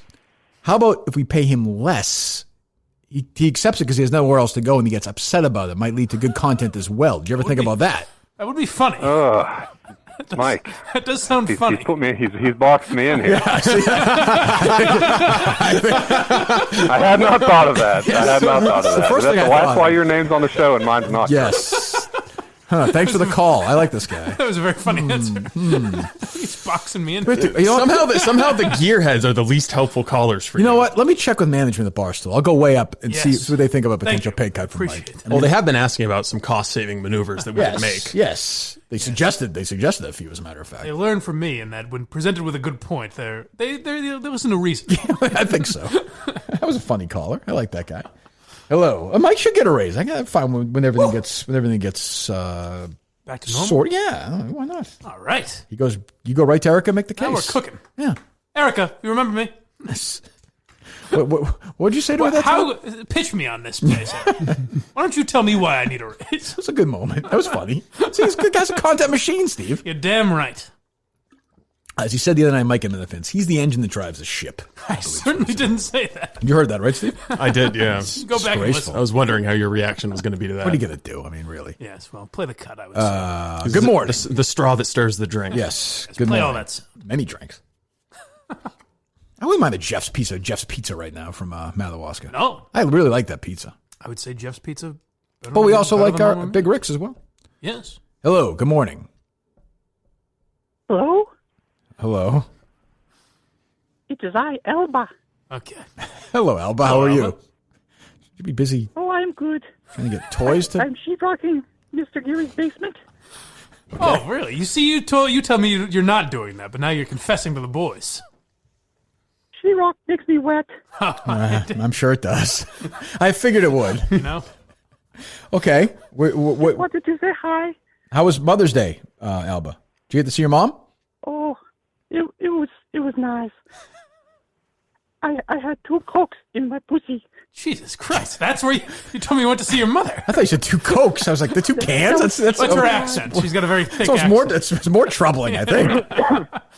Alba, you okay? Alba, I've talked to you about that cough. Alba, you doing that? Are you breaking character again, Alba? Okay, I got to go back to work. Bye, Alba. Thank you, sweetheart. I'm surprised that she's still smoking, considering the coronavirus stuff. It's a rough cough. We've talked about it. Jesus, she okay? I hope so. Oh, jeez. 2 Cokes. Did she see her folks on Mother's Day? She went to a social distance with her mother. Yes. Oh, that's nice. Yeah. There you go. Oh, which reminds me, how did Steve's party go? It does remind me of that. How did your party go, Steve? We ended up skipping it and just doing FaceTime. Jesus Christ! After your whole thing, you didn't even do it. Yeah, I mean, the dog was being a pain in the ass. We didn't want to drive across Boston with him in the car. Why couldn't you just stay home? He's not potty trained. Yeah, he's just For an separation hour? anxiety, and that's a long time. Separation anxiety. I know we have to train him on that, but for being gone that long, he's just going It's an hour. piss in his crate, and then our neighbors are going to complain because he's sitting there yelping. He's home all the time. The dog should never be without. I'm a little down on Ziggy. That's not good for Ziggy. Oh, jeez. Took a big old piss in my bed. Oh, did you really? Yeah, yeah. That's not good. Which I discovered last night when I was getting in bed to go to bed. Ooh. Do not like that. Ziggy has been banished. What do you say to from the Ziggy at bedroom. that point? I'm Ziggy. Bad dog. What do you do? Say, bad Ziggy, you little fucking idiot. Do you really or no? Yeah. You got to take a harsher I'm tone. from the Will Ferrell school. You ever seen that Will Ferrell Saturday Night Live skit, training dogs with sarcasm? I don't think I have. I don't know if I've seen That's that. me. It sounds familiar. So you don't ever raise your voice? Sometimes. I might be a dog from now on. I think you have to because they don't know Actually, you're saying, yesterday, hey, you're a bad dog. Yesterday he pissed on my bed, and also before that, I would kill my. If Clyde did that, I would it gets worse. I would take Clyde in the car. I've said this to Kate before. I'm like, if Clyde ever does anything like that to me, ever bites me or pisses, I'm going to take him in the car. I'm going to drive in the middle of Maine. I'm going to let him out of the car. I'm going to turn around and come home. I like that you're threatening Kate with this. I'm just like, it's her dog. Just letting her know. I'm like, she rolls her eyes at me, but still. I'm sitting on the toilet Now yesterday, blow out your and candles. Ziggy, exactly. Happy birthday. Ziggy comes running to the bathroom to look for me, finds me, and walks in and like, oh yeah, it's not unusual. He just wants to know where his owner is, and he walks over and squats and pisses on my feet. Oh my god! What kind of dog is this? Yesterday he pissed on my feet and on my bed. What are you guys doing? What's going on? I think we're just bad dog parents yesterday. Yeah. I think you should have kids or no? I'm worried about you guys. Maybe not. I don't know. Will kids piss on my feet? I don't think so. At some point in their lives. DC pays them to. Is that weird? That's a little weird. For the right price. I mean, listen. Well, I mean, yeah, we were lucky. Clyde was trained at the place where we rescued him. He was there for a while, so he came ready to go. Yeah. Oh, okay. Yeah. So we're having to do all the training ourselves. That I would not. There are some bumps in the road. There are no dog diapers, right? No. The dog diapers are mostly for female dogs. When Aunt Flo comes to visit, you know what I'm saying? Okay, let's take some calls. I don't really want to have that Really? conversation. Let's dive into that. I really want. Oh, God. 617, you're up. Are they still loaded up, Steve? They're still loaded up, Kirk. Good morning. Good morning. Good morning. Good morning. That was a lovely musical accompaniment. Oh, I'm curious. Yeah, what's why you did that? So what's the so Steve's putting you guys giving the music on hold now. What do you get? What does it sound like? I think it was Wagner. I know that was one of Steve's Heroes' favorite. He was a fan. He was a fan. I couldn't quite place it, but I'm sure we'll have a reason why later in the show. Well, if you ask Steve what his favorite Olympics is, he always says 1936. He thought they did it right that year, don't you think? Except for the whole Jesse Owens thing, but yeah, it was pretty good. Yeah. Big Jesse Owens fan. It was very efficiently run, definitely. Much better than Utah or any of those other ones that we've had here. That's true. Quick question about the Wilbur, okay? So I saw New Kids on the Block. They're saying they're still up for the 18th. My question is this. Do you think Walsh is trying to test the Minifans to see if they would show up to the Wilbur as the first show or the first large venue thing in the city at the time? I've thought about that. We haven't moved the date yet, right, Steve? Not officially. Not officially. Oh, no. It will be, though. Oh, definitely? Yeah. Okay. Yeah, I think. Why do you say that? Why definitely? When are we going to open up fully? I think that should be the time. That would show as fans we're ready to go. Well, here's the thing. We'll go. I have no doubt about that. The only thing is the Wilbur. Will the Wilbur, like the New Kids on the Block are going to move that show. That's going to get moved. Yeah, I mean, put it this way. Right now, the New Kids are hanging tough. Yeah. But not for long. You don't think so? No, I don't think so. I just don't. I mean, right now they've got the right stuff, but I don't think they're going to for this battle. Racking my brain. I just don't. One more lyric. I'll be loving them forever if they keep up the battle, but that was the one. I just don't. I just don't see it happening. What about over at? Have you seen Annelman on TV recently? He's trying to drum up big business over there at his drive-in. Could we move it out there? Well, it's funny you mention that. We're not gonna. Well, thanks for the call. Good call. I like you. Good call. I got the guys with the good questions. That particular question, I'll just remember that. Remember that last point that caller made, right, Steve? Correct. Remember that last call. That's if you're a Minute fan, you're gonna like that. You're gonna like that. You're gonna like that. But I mean, I like. So Marty has canceled everything, which is amazing to me. Amazing through Labor Day in Boston. So getting awfully close. The marathon will be canceled.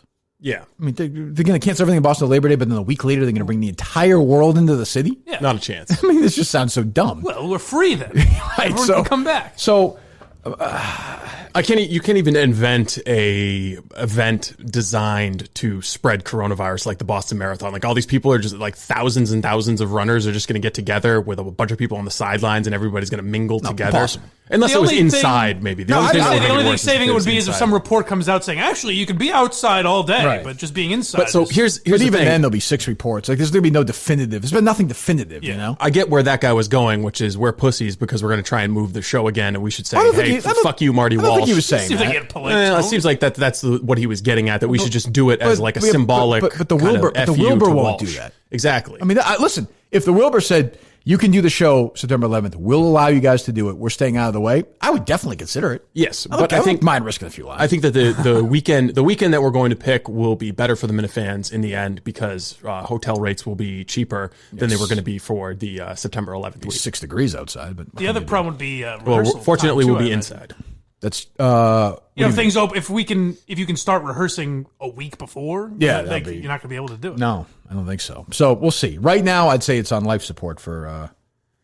Again, we're going to get hit with another tragedy on 9/11. It seems like we might have to postpone the show. Yeah, it really is like a plane is hitting us every day. That's what I'm saying. My man Brian, he's gonna be feeling it. Yeah. All right, are they loaded up, Steve? They're loaded up, Kirk. All right, go ahead. Hello. Good calls so far today. I like that.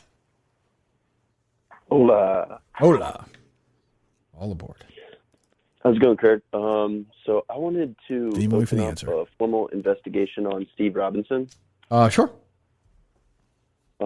So you guys get a lot of calls each day. I don't know, some days 20. He says that the caller hangs up a lot, but people will call in 80, 90, 100 times to talk to Podcast Jesus. Doesn't make much sense that they're constantly hanging up that. That is a little strange when I think about it. It's not an unfair point. Steve, your counter to that? Yeah, I mean, they should just not hang up. I do think, caller, that we've had it happen a few times today when we just had somebody call who did a Rodney Dangerfield bit that died. Sometimes I think when that happens and they get all flustered, they hang up. Wouldn't you say that? Yeah. Yeah, definitely on some of the bits, but sometimes they're just like calling in to ask a question, and then you're like, you have anything else? And Steve goes, oh, they just hung up, and the question they asked was just like, will you hang up, Steve? Yeah, I think he hung up. Did he? Yeah. This is starting to get very mysterious. Why would he? It seemed like he was making. It almost seems like he was gaining confidence in Steve. Yeah, he had a question. No, I think he was running out of it. Oh, you do? Yeah. Okay. That's maybe, weird. I don't know. Maybe he fumbled his phone. I'm not sure. Could be China. Yeah, going on a train, maybe. Who knows? Call back, sir. I'm sure you'll get right on. Jesus Christ! God. Does that give you pleasure? Yes. Okay. It's always given me a this sick. guy's having a dog. It's always given me a sick A dog pleasure. pissing in his bed. At least he has a little pleasure in his life at this point. But here he reigns supreme. You know, life is not good when you're bummed out that you can't go wave to somebody for their birthday because your dog is pissing in your bed. That's when you know you've lost all hope in life. Yes, but in that booth, he is the king. He's the emperor. That's right. That's right. Hello. What's up? Hey, Kirk. How are you, sir? I'm fine, thank you. Good morning. Good morning. Hey, listen, this is just a pretty straightforward call. Thank you guys for everything you've been doing. Oh, you're welcome. Even long before this whole pandemic thing. I kind of went through a bit of a hard time. We lost a foster child who we were supposed to adopt. Feel like an asshole now, Mike? Kind of grim and just. I thanked him. What's that? I said Mike was trying to be funny before. Now he's feeling like an asshole. But go ahead. I'm sorry to hear that. So what was this? So you lost your. I'm sorry about that. Jesus, that's the worst. Well, he's fine. He's alive. They just they chose to go other directions, and it was kind of the rug. Chocolate glaze. It was. Wait, are you ordering a donut while telling us this horrible story? It's not as bad as what I said. Yeah, I'm sorry. I'm saying it with Dunkin' Donuts strike. That's all right. That's I'm okay. sorry. That's okay. That's all right. That's okay. That's all right.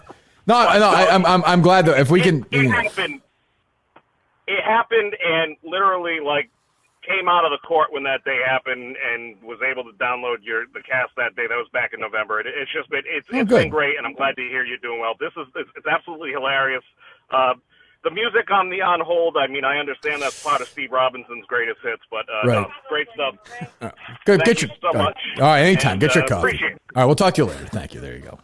My favorite part of that is that you could tell he ignored her for a while, Yeah. and then just kind of threw it away. Chocolate glaze. Yeah, this is a good donut. Yeah, I'm not gonna lie to you. That might be the best donut there is. I prefer the chocolate frosted. I think Those are good too. Yeah. Those are good too. Those are good. Thank you. I don't like the crullers as much. I don't know why. All good donuts. Others do. Others prefer them. Oh, for sure. Hello? Hello? Yeah, the music that you guys have on hold is quite creepy. Oh, people seem to like it. Yeah, it's turning a lot of people off. But you know what? Then you get now I'm thinking about you get the whole show now, as opposed to if you're a caller, you're kind of cheating. You get to hear 10 or 15 minutes of the show, maybe. What do you want? Mike, I found a new sitcom over the weekend I think you might like. Okay. It's called How I Met Your Mother. Not as much of a surprise this time. No, you got me, Dad. You still got me. What's up, Mr. Geary? How are you? Nothing. I'm just checking in. I wanted to see how everybody was doing this weekend. How was your Mother's Day? How was your Mother's Day? I don't think he was even going to bring it up. I don't either. Oh, I don't know if Mike wants me to get into it. I don't think it matters. Meemaw wants to go to. I know Meemaw wants to go to Pound Town now, from what I hear, but we'll see. It's weird. I don't know you. You guys don't have much contact anymore. But anyways, I just wanted to say hello and let you know, Mike, that I had a great time this weekend. And what'd you do? I really took her to Pound Town. I mean, I heard you the gave her first all time. 6 inches. It was unbelievable. That's it? Oh, jeez. 6 is ours. What's Al about? You mentioned. I'm sorry. The You Geary mentioned, family 6. We call it. It's a serviceable number. you mentioned Alba. What's going on? Oh, Mike opened his big mouth and told her what was going on this weekend, so she's a little upset. Oh, is that true, Mike? Yes. Well, she found. I mean, she listened to the podcast as well. You can't really blame her. That's true. That's hard to. Well, I don't know how she has time to listen to podcasts and I have her doing all this work. But anyways, your mom doesn't like the faucets I installed in the addition, so I'm going to have Elba swap those out as well. Okay, good. Thank you. That's a good idea. All right. It's strange to have you doing so much tone work. to it. But anyways, all right, guys, I'll let you go. I'm talking too much. I got to get back to work. Love you both. Thank you, Dad. See you, monsieur. I love you too. I'm now realizing Dad is under the impression that they're still married. You might want to have a conversation with him about that. He always forgets. It's also become quite a giggler. I don't know what's going on with that. I don't think we need that from Mr. Gear. Well, he can't control himself. I get it. They're loaded up, Steve? They're loaded up, Kirk. All right, take a few more. Get out of here. Hello. What's up? Hey, good to hear from you again, Kirk. Hey, what's up, KB? How you doing? This is Nick. It's Nick. from Nick. Queens. Nick from who? Queens. KB's roommate. Yeah. Oh, I don't know why I thought it was KB. It's weird. Okay, sorry. I don't know how I made that mistake. How you doing, Nick? Not bad, not bad. Hanging in there. How about you? I'm doing fine. Thank you for asking. What's up? What do you got? Is there anything you wanted to talk about, or you just want to check in? Just checking in. I don't. I don't know if Dave cut your pay too, but he cut me and KB's pay. I've heard this. No, I've been spared so far. Fortunately. Well, how much did you? How big of a percentage did you get cut? I mean, I don't want to talk about it, but Okay. Well, you brought it up. a lot. It's a lot. Yeah. So what are you doing to make up for that difference in money? I had to get a new job. What are you doing? I'm a dirt bike mechanic. You're a dirt bike mechanic. Is there a lot of money to be made in that right now? I mean, they're all breaking down. Not It's the perfect huge, time. but That's true. It gets me by. It does? Oh, where's this located? Where's the business located? This is in Harlem. I don't go all the way to Massachusetts. So you go to Harlem from Queens every day to a dirt. Okay. What do you think about your roommate going to Massachusetts every day from New York to do landscaping? He's an idiot. I told him that. I said, "Why don't you get one around here?" Right. And what did he say? But he's like, I like Massachusetts. I don't mind the ride. I get to listen to Kirk. I like your KB impression, Nick. said, It's all right. pretty good. How many They bikes? spend so much time How many bikes are being brought in every day to this place? Today we've had about 4 already. Jesus Christ, that's a good business. So what is your role? You're just day. kind of a fix-it guy? Yeah, I'm new. I don't really know much about it, so I'm getting taught. Oh, good. I'm By sure it seems guys, like a natural time help to me have out. somebody be an apprentice in this business. Well, much like golfing, Yeah, I mean, I they're feel like great it's the guys. safest time to run across me. I guess so. Yeah, I suppose. All right, Nick. Well, we'll talk to you later. Call whenever. Okay, I'll check in soon. All right, buddy. See you. Thanks for calling. Good to hear from you. I'd love to interview that man. Who, Nick? Well, we just talked to him. I don't know. Yeah, Nick. So it's a dirt bike repair business. Yeah. Huh. They're all in. Would you have guessed that where he was working, Steve? In Harlem? I don't know. There are a lot of younger kids riding dirt bikes around Boston. Yeah, but that I see feels 'em like from time to time. that feels like middle America kind It of. certainly does. Western Mass, a lot of people rode. Sure. I also think if you own a dirt bike, aren't you kind of like prone to fixing shit yourself? I would think, but I don't know. Yeah. Yeah, but not everyone. All right. Hello. Hello. What's up? I just had a quick question. So yesterday, I was listening, or maybe 2 days ago, I was listening to Barstool Radio, and they have Carabas doing this super long interview with Bryce Harper. And I know you guys have talked about this before, but why don't they ever use any of your guys' audio? I'll tell you this. Keep, again, the one of these ones, if you're a listener, remember that question being asked. I'll just say there may be an increased Kirk Minahan role on Sirius Radio coming up in the next few weeks. Ooh. I'll leave it at that. All right.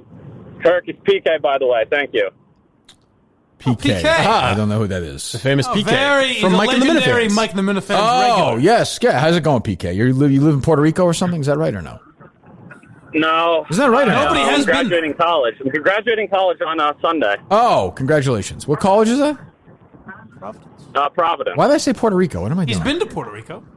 Did you do the show from there once or something? Yes, the first time. Oh, you're a swimmer, right? Is that right? With the earthquake. Swimmer or something? See, he made quite an impression on you. Swimmer, baby. You know it, Kirk. Let's go. All right. This is an PK, energy I've goodbye. never seen. See what I can bring out people, Mike? Yes, impressive. Watch and learn. Ah. Jeez, very excited about the fact that Taking he knows notes. I know that he knows how to swim.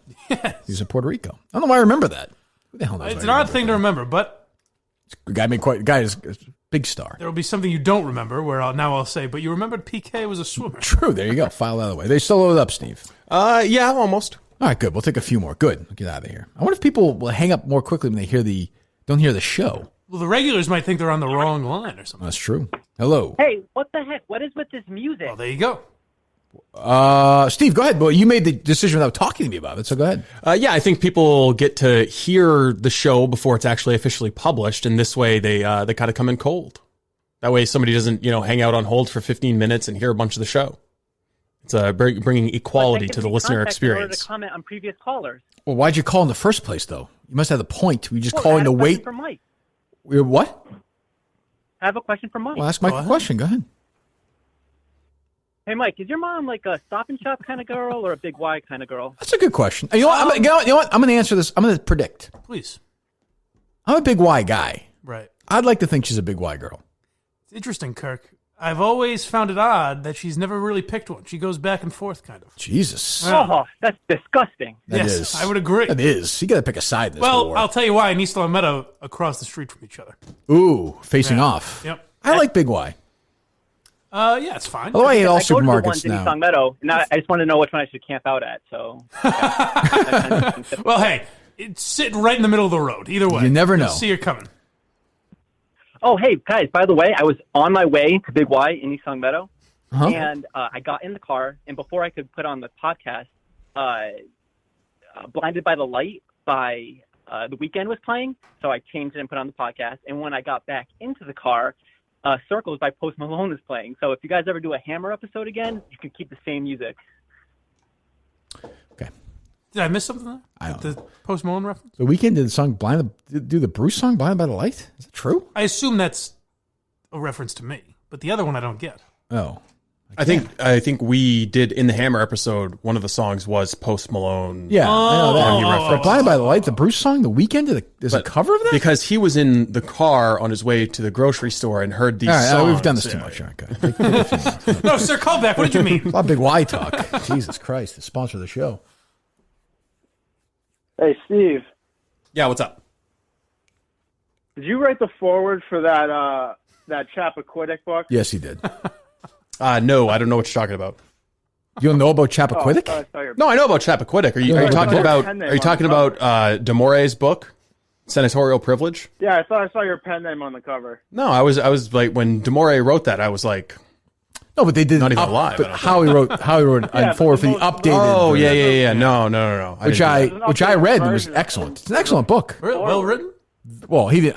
Well, the book was written by this guy Demore, who I think committed suicide. Right. He did. Yeah, he was one of the final victims of the Kennedy family, as the forward to the new edition states. That was well said, Steve. That was really well said. That rolls off the tongue, doesn't it?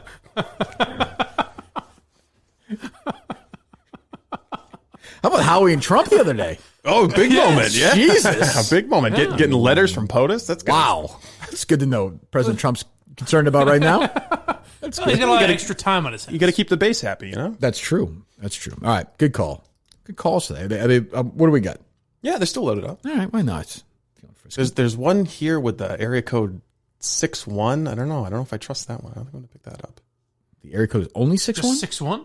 Yeah, well, it's an international code. Uh-oh. Hello. Hey, Kirk. Eric Hall from Annapolis. How are you? Annapolis, Maryland. Annapolis, Maryland. That's my question for you. I know in well. the past you talked about your dad working in Annapolis. I know it's a small town, like 35,000 people. Grew up here my whole life. A lot of people work in D.C. Just curious what your dad did down here. So my dad actually worked in Rockville, but lived in Annapolis. So we had what would that be, about a 35, 40-minute drive every day?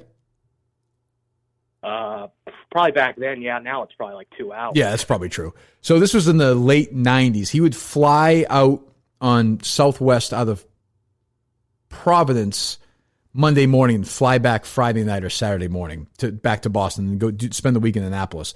He lived, it was like a condo townhouse sort of complex. It was right on the water. It was an awesome spot. And then we'd go downtown a lot. What was the name of that bar? We'd eat there a lot. I forget the name of it. She's like an Irish shit. Oh, McGarvey? Yes, that was one of them. Then there was another one. There was a Ruth Chris that my dad liked a lot too. Is that still there? Yep, that's still there. That was the steakhouse right next to it. That was a good place. Yeah, downtown Annapolis is awesome. That's a great area. And I love it. The Annapolis, there's a mall in Annapolis. I don't know if they still have it or not. They have a California Pizza Kitchen. Half the stores are shut down. No, a California Pizza Kitchen and a good movie theater there. Ooh. Yeah. And I'm so old. There used to be a Barnes and Noble right around there. So there you go. Yes, I like it. Annapolis is great. Any interest of doing a show at the Annapolis Yacht Club one day? Come down. Can you make that happen for us? Hang out. Yeah, I mean, sure. I'm a member. That'd be pretty cool. But we'll do it. Michael's sail away with sure. you. Yeah. You know, I love Annapolis. We're open to everything, Eric. Yes, just as long as someone doesn't mysteriously die on the yacht. No, that's necessarily. What's the point of that? It's an interesting segue. What are you talking about? All right, cool, awesome. All right, man. Thanks. Yeah, Annapolis is great.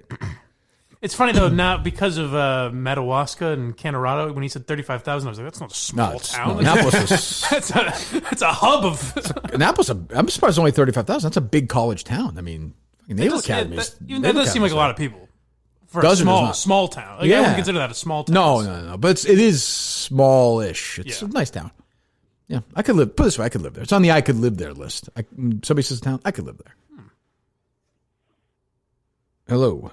Hey, Kirky. What's up? Kirk. Mm-hmm. This is Jimmy Reed. Okay. You remember me? I don't. Kirky, a couple of years ago, you used to visit me all the time. You come down to Wedgemere, visit me. You don't remember me? I don't. I'm curious where this is going, but go ahead.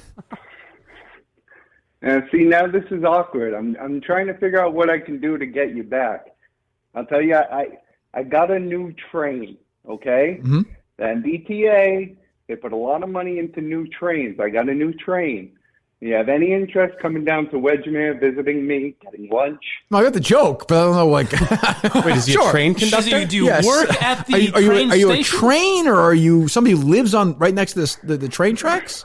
Help me out, Jimmy. I just don't recall. I'm sorry. We call ourselves motormen, okay? Okay. I run the 1313 train out of Wedgemere. There you go. All right. Sure, yes. You want to go to... we'll go to Dags, we'll pick up some sandwiches, we'll hang out. I'm in. Sure. I'm just wondering what I can do to get you to come back. I've got you. No, I got it, Jimmy. That part we know. I'm with you, Jimmy. Yeah. I'm saying I'm in. Let's make it happen. All right. 4,600 horsepower at the wheels. Okay. I clean the front every single day. Oh, God, okay. I promise you, I got the cleanest train out there. Choose me, Kirky. All right, Jimmy. Jimmy, if I go there again, you're my guy. How's that? All right, Kirky. Thank you. All right, buddy. See you later. Interesting. I think he just thought of if I call as a train, they'll find that funny, but didn't really think. Yeah, but then he kind of rallied. He did. Yeah, sometimes, very rarely do they rally. I like Jimmy. So do I. He seems like a guy with a really kind heart. I agree. He's a very nice guy, Mike. You're right. Nice He does. Big Jimmy guy. He's a very nice guy who decided to call me up and say, "Hey, remember how you almost killed yourself? Come do it that again." Yes, but he did it in a nice way. He did. He certainly did. All right. Good morning. A few more. 2 more. Even one good one. Maybe we'll call it a day. Yes. Hello. Yes. Hi. Good morning, everyone. Hello. I have a question for Steve. Okay. Steve, I know you're a right-wing guy. I'm just kind of wondering why you don't like Ben Shapiro. Is it the reason we're all thinking, or is there more like specific? Yeah. No, I like Ben Shapiro fine. It's just his podcast and his radio show. The way he speaks is kind of like, I like him on Twitter, and I think he's smart and everything, and I agree with him on most stuff. But the way he speaks is kind of jarring and not. I don't know. It's not easy to listen to. Yeah, Ben Shapiro kind of ripped off the S.E. Robinson character when you think about him. Yes, that's true. Town yes, that is true. And I have another question for Kirk. Kirk, have you seen Heart of Darkness? And if you did, what'd you think of it? The documentary? Yes. Yes. Yeah. I haven't seen it in a long time, though. Better than Apocalypse Now. I would say probably, but it is an interesting study on how somebody literally loses their mind. I mean, like he just snapped. Yeah. His wife directed it, right? Yes. Yeah. Yeah. He pretty much took over the Philippines and right. their actual military planes. It's crazy. Again, I read this book the other day, Peter Biskin's book, Easy Riders, Raging Bulls. The part about Apocalypse might be the craziest part in the whole fucking book. The making of that movie is total madness. Well, paid off. did. It was a great movie. Yes. They did. Thanks for the call. When they released the movie with additional footage in like 2000, Apocalypse Now redo, it must have been 3 hours and 45 minutes. And I was living in California at the time. The only show, it was showing somewhere in LA, was totally sold out. And then there was somewhere in Orange County. It was a midnight showing. It was the only one with tickets that night. I went to the fucking midnight showing. I stayed there till like 3:45 in the morning. Me now, I can't believe I did that. When was the last time you were awake at midnight? I mean, at my age, I'll wake up sometimes to take a piss. Oh, at yeah. midnight. But that's about it. I mean, never. Madawaska. Oh, yeah. I was probably awake at midnight. Oh, yeah. Did you have any problem sitting through 3 hours and 45 minutes of that? No, because I love the movie so much. No, I was so fired up to see it. But the scene they had was terrible. But I mean, I like seeing movies like that in the theater. Just it's kind of cool to see like The Godfather in the theater. I wish more theaters would do that. I don't know if it's. Oh, I've never done that. One that's been re-released in theaters. Oh no, I've never like done doing it. that. I would like to, but it's never really been around. They're starting to do it. I mean, they were starting to do a little more. I don't know if they'll. With a lot of anniversary stuff they did. You see, the only ones I've like heard about at theaters around me, we were like Titanic, Right. Actually, where I had no interest in doing it. Yeah. All right, we got a couple more, Steve? Yep.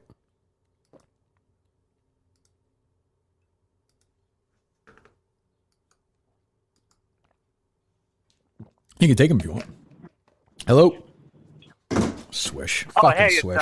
Chris is in from Rhode Island. Chris, how you doing? Hello, What's Chris. going on? We always get Chris at the end of the calls. Yeah. What's up? Yeah, I'm good. How you guys doing? Oh, we're not doing too bad. It's been another interesting show today. A lot of ups, a lot of downs, a lot of battles. It's a typical Kirkman. I think Chris, you'll enjoy the show today. Oh, well, I always enjoy it, so I'm very excited. So am I. I'm excited. You're excited. When's it supposed to start to rain? Do we know, Chris? 11, they said. I don't know. I'm ask you, driving Mike. now, so it looks like it might rain. weather Too. is He's in Rhode Island. But What's the difference? It's the next state over. Nah, it's miles and miles away. I mean, Rhode Island's what is it's like a speck. What is it? Like I think it looks like a square, Rhode Island. You know? That's true. Oh God. Fellas, I wanted to challenge Steve today. Go ahead. All right, challenge accepted. Steve, he's got this BDE going on with his cooking. He does. And I think someone needs to put him in his place.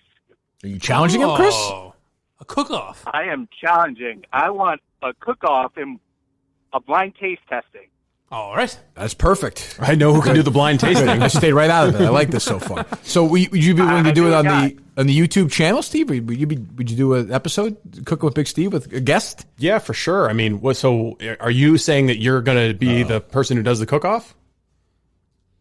Yeah, I'll do the cook-off. I know. Oh, great! Because we're going to pick a random person in America. No, I would love somebody to come from a hospital and into my home. We're going to bring him He can do it from his house. You can do it from yours. Well, how do you do the tasting then? Right.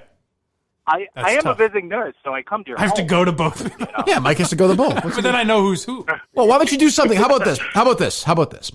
Something of the dessert variety that's not hot necessarily. You both make them, and then you ship them. You're clean. It's fair. Send them over to Mike like 4 days later. He can take a fucking bite of a cookie, can he? Oh, great. Is it that hard? I can do that. I can do a dessert off. Say. Yes. Yes. All right, good. So you make what kind of cookie? Oh, I don't know. Cookie? I don't know. What's Mike like? I like it. I mean, I'm a classic chocolate chip guy. Oh, I like a nice. I'll even try it if it's chocolate chip. I'll try both of your chocolate chips. I know I'm going to win this one. I'm just going to lace mine with pot. It's not a great idea. So challenge. So all right, get the to taste wouldn't be reach out to Steve. Reach out to Steve, and we'll arrange that for the YouTube channel. All right. That sounds great. All right, going Chris. down, Steve. See you. Okay, buddy. great. All right, there you go. One Steve more. seems almost insulted by this guy. Steve gets very defensive about this cooking. Waste his time with this guy now. Hello? Hello. Hello. It's masculine Matt Carano. All right. already Calling called in again, once. Matt? All right, we're good. We got one more. All right, Jesus Christ. Nobody's masculine. I get it. No, I understand the joke. I like it. He didn't sound it. I'm not sure if he is or not. Hello. Hello. Yes. What's up, boys? Hello. What's up? I have a funny story about Sam Kennedy.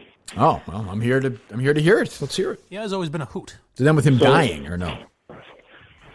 So Sam Kennedy has a men's league hockey team. Yes, I'm aware of that. That he pulls in the best players from Babson and all the WASPy colleges in New England. They play with, he is on his team? terrible. Oh, is that true? Yes. That's funny. Yes. And he's an asshole. And he tries to fight people, and he's a prick. Really? So that is the inside on Sam Kennedy. Do you put a team together? Do you play in this or no? Yeah, I used to play him. We play in another league now, but he plays in out of Walter Brown on Tuesdays, and they find themselves at a Tees pub at night, mingling with the co-eds. Oh, okay. That's a big co-ed night at Tees. Oh, interesting. Well, good to know. Thank you. We'll put a check mark on that. Thank you very much. There you go. I'm guessing that they're probably not doing that lately. Well, probably who knows? not. So every Tuesday night, we'd heard that before, hadn't we, Steve? We had, yes. We knew about the hockey league.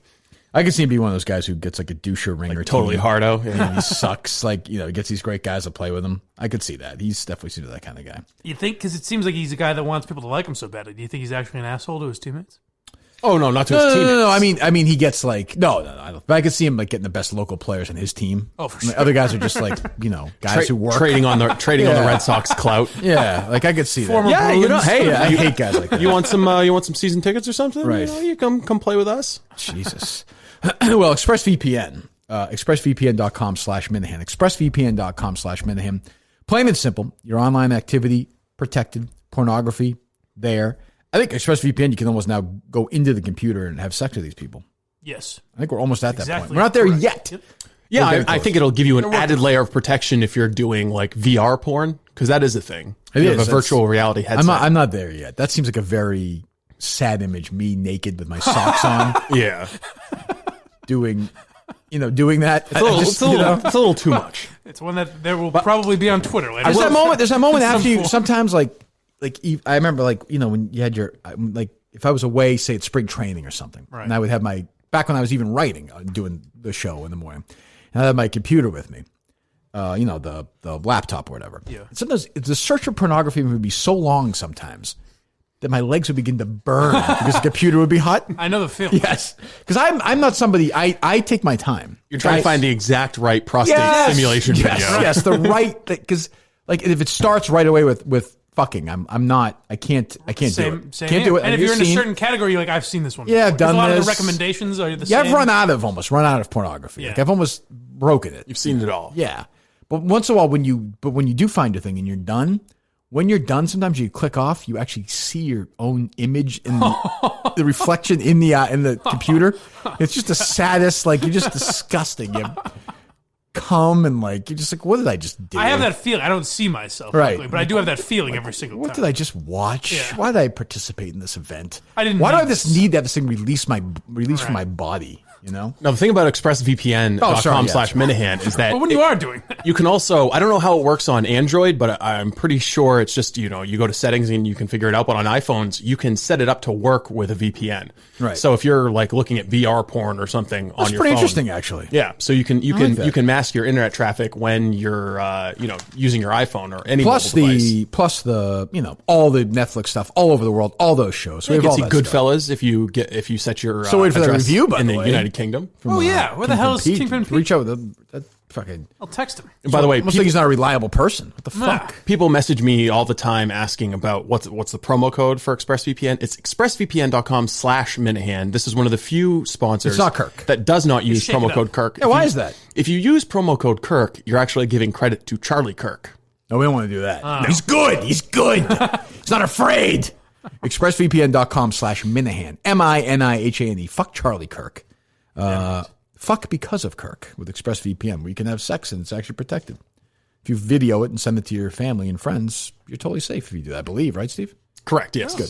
ExpressVPN.com/Minahan. MINIHANE. Thanks to them. Hydrant. Now, drinkhydrant.com. The promo code is Kirk. Same with Simply Safe. SimplySafe.com/Kirk. And, of course, Tri-State Running. Enter code Kirk. Official sponsor of the Portnoy Memorial 5K, May 23rd. And everything will be up here when the show starts. Yes, we'll tweet out all the links for John. Yeah, all the links for John. All the eBay Excellent. stuff. Good to I've talk got to him. Everybody else. Go ahead. one parody song that we can play before we leave here. Okay, go ahead.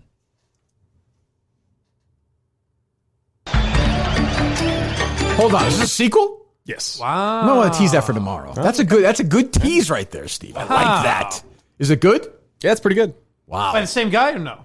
I don't think it's by the same guy. I'd have to check because the original was done like 3 times. But we had like the one good version. It's good though. It's good. Is it good enough to start the show with tomorrow? It's an old school radio move right there. No? Is it good? Are you confident? Yeah, it's pretty good. It's pretty good. All right. Okay. We might start the show with it tomorrow. I'll probably forget about it, but there you go. All right. We'll talk to you tomorrow. This was pretty reprehensible. I don't know how it can be anybody's idea of humor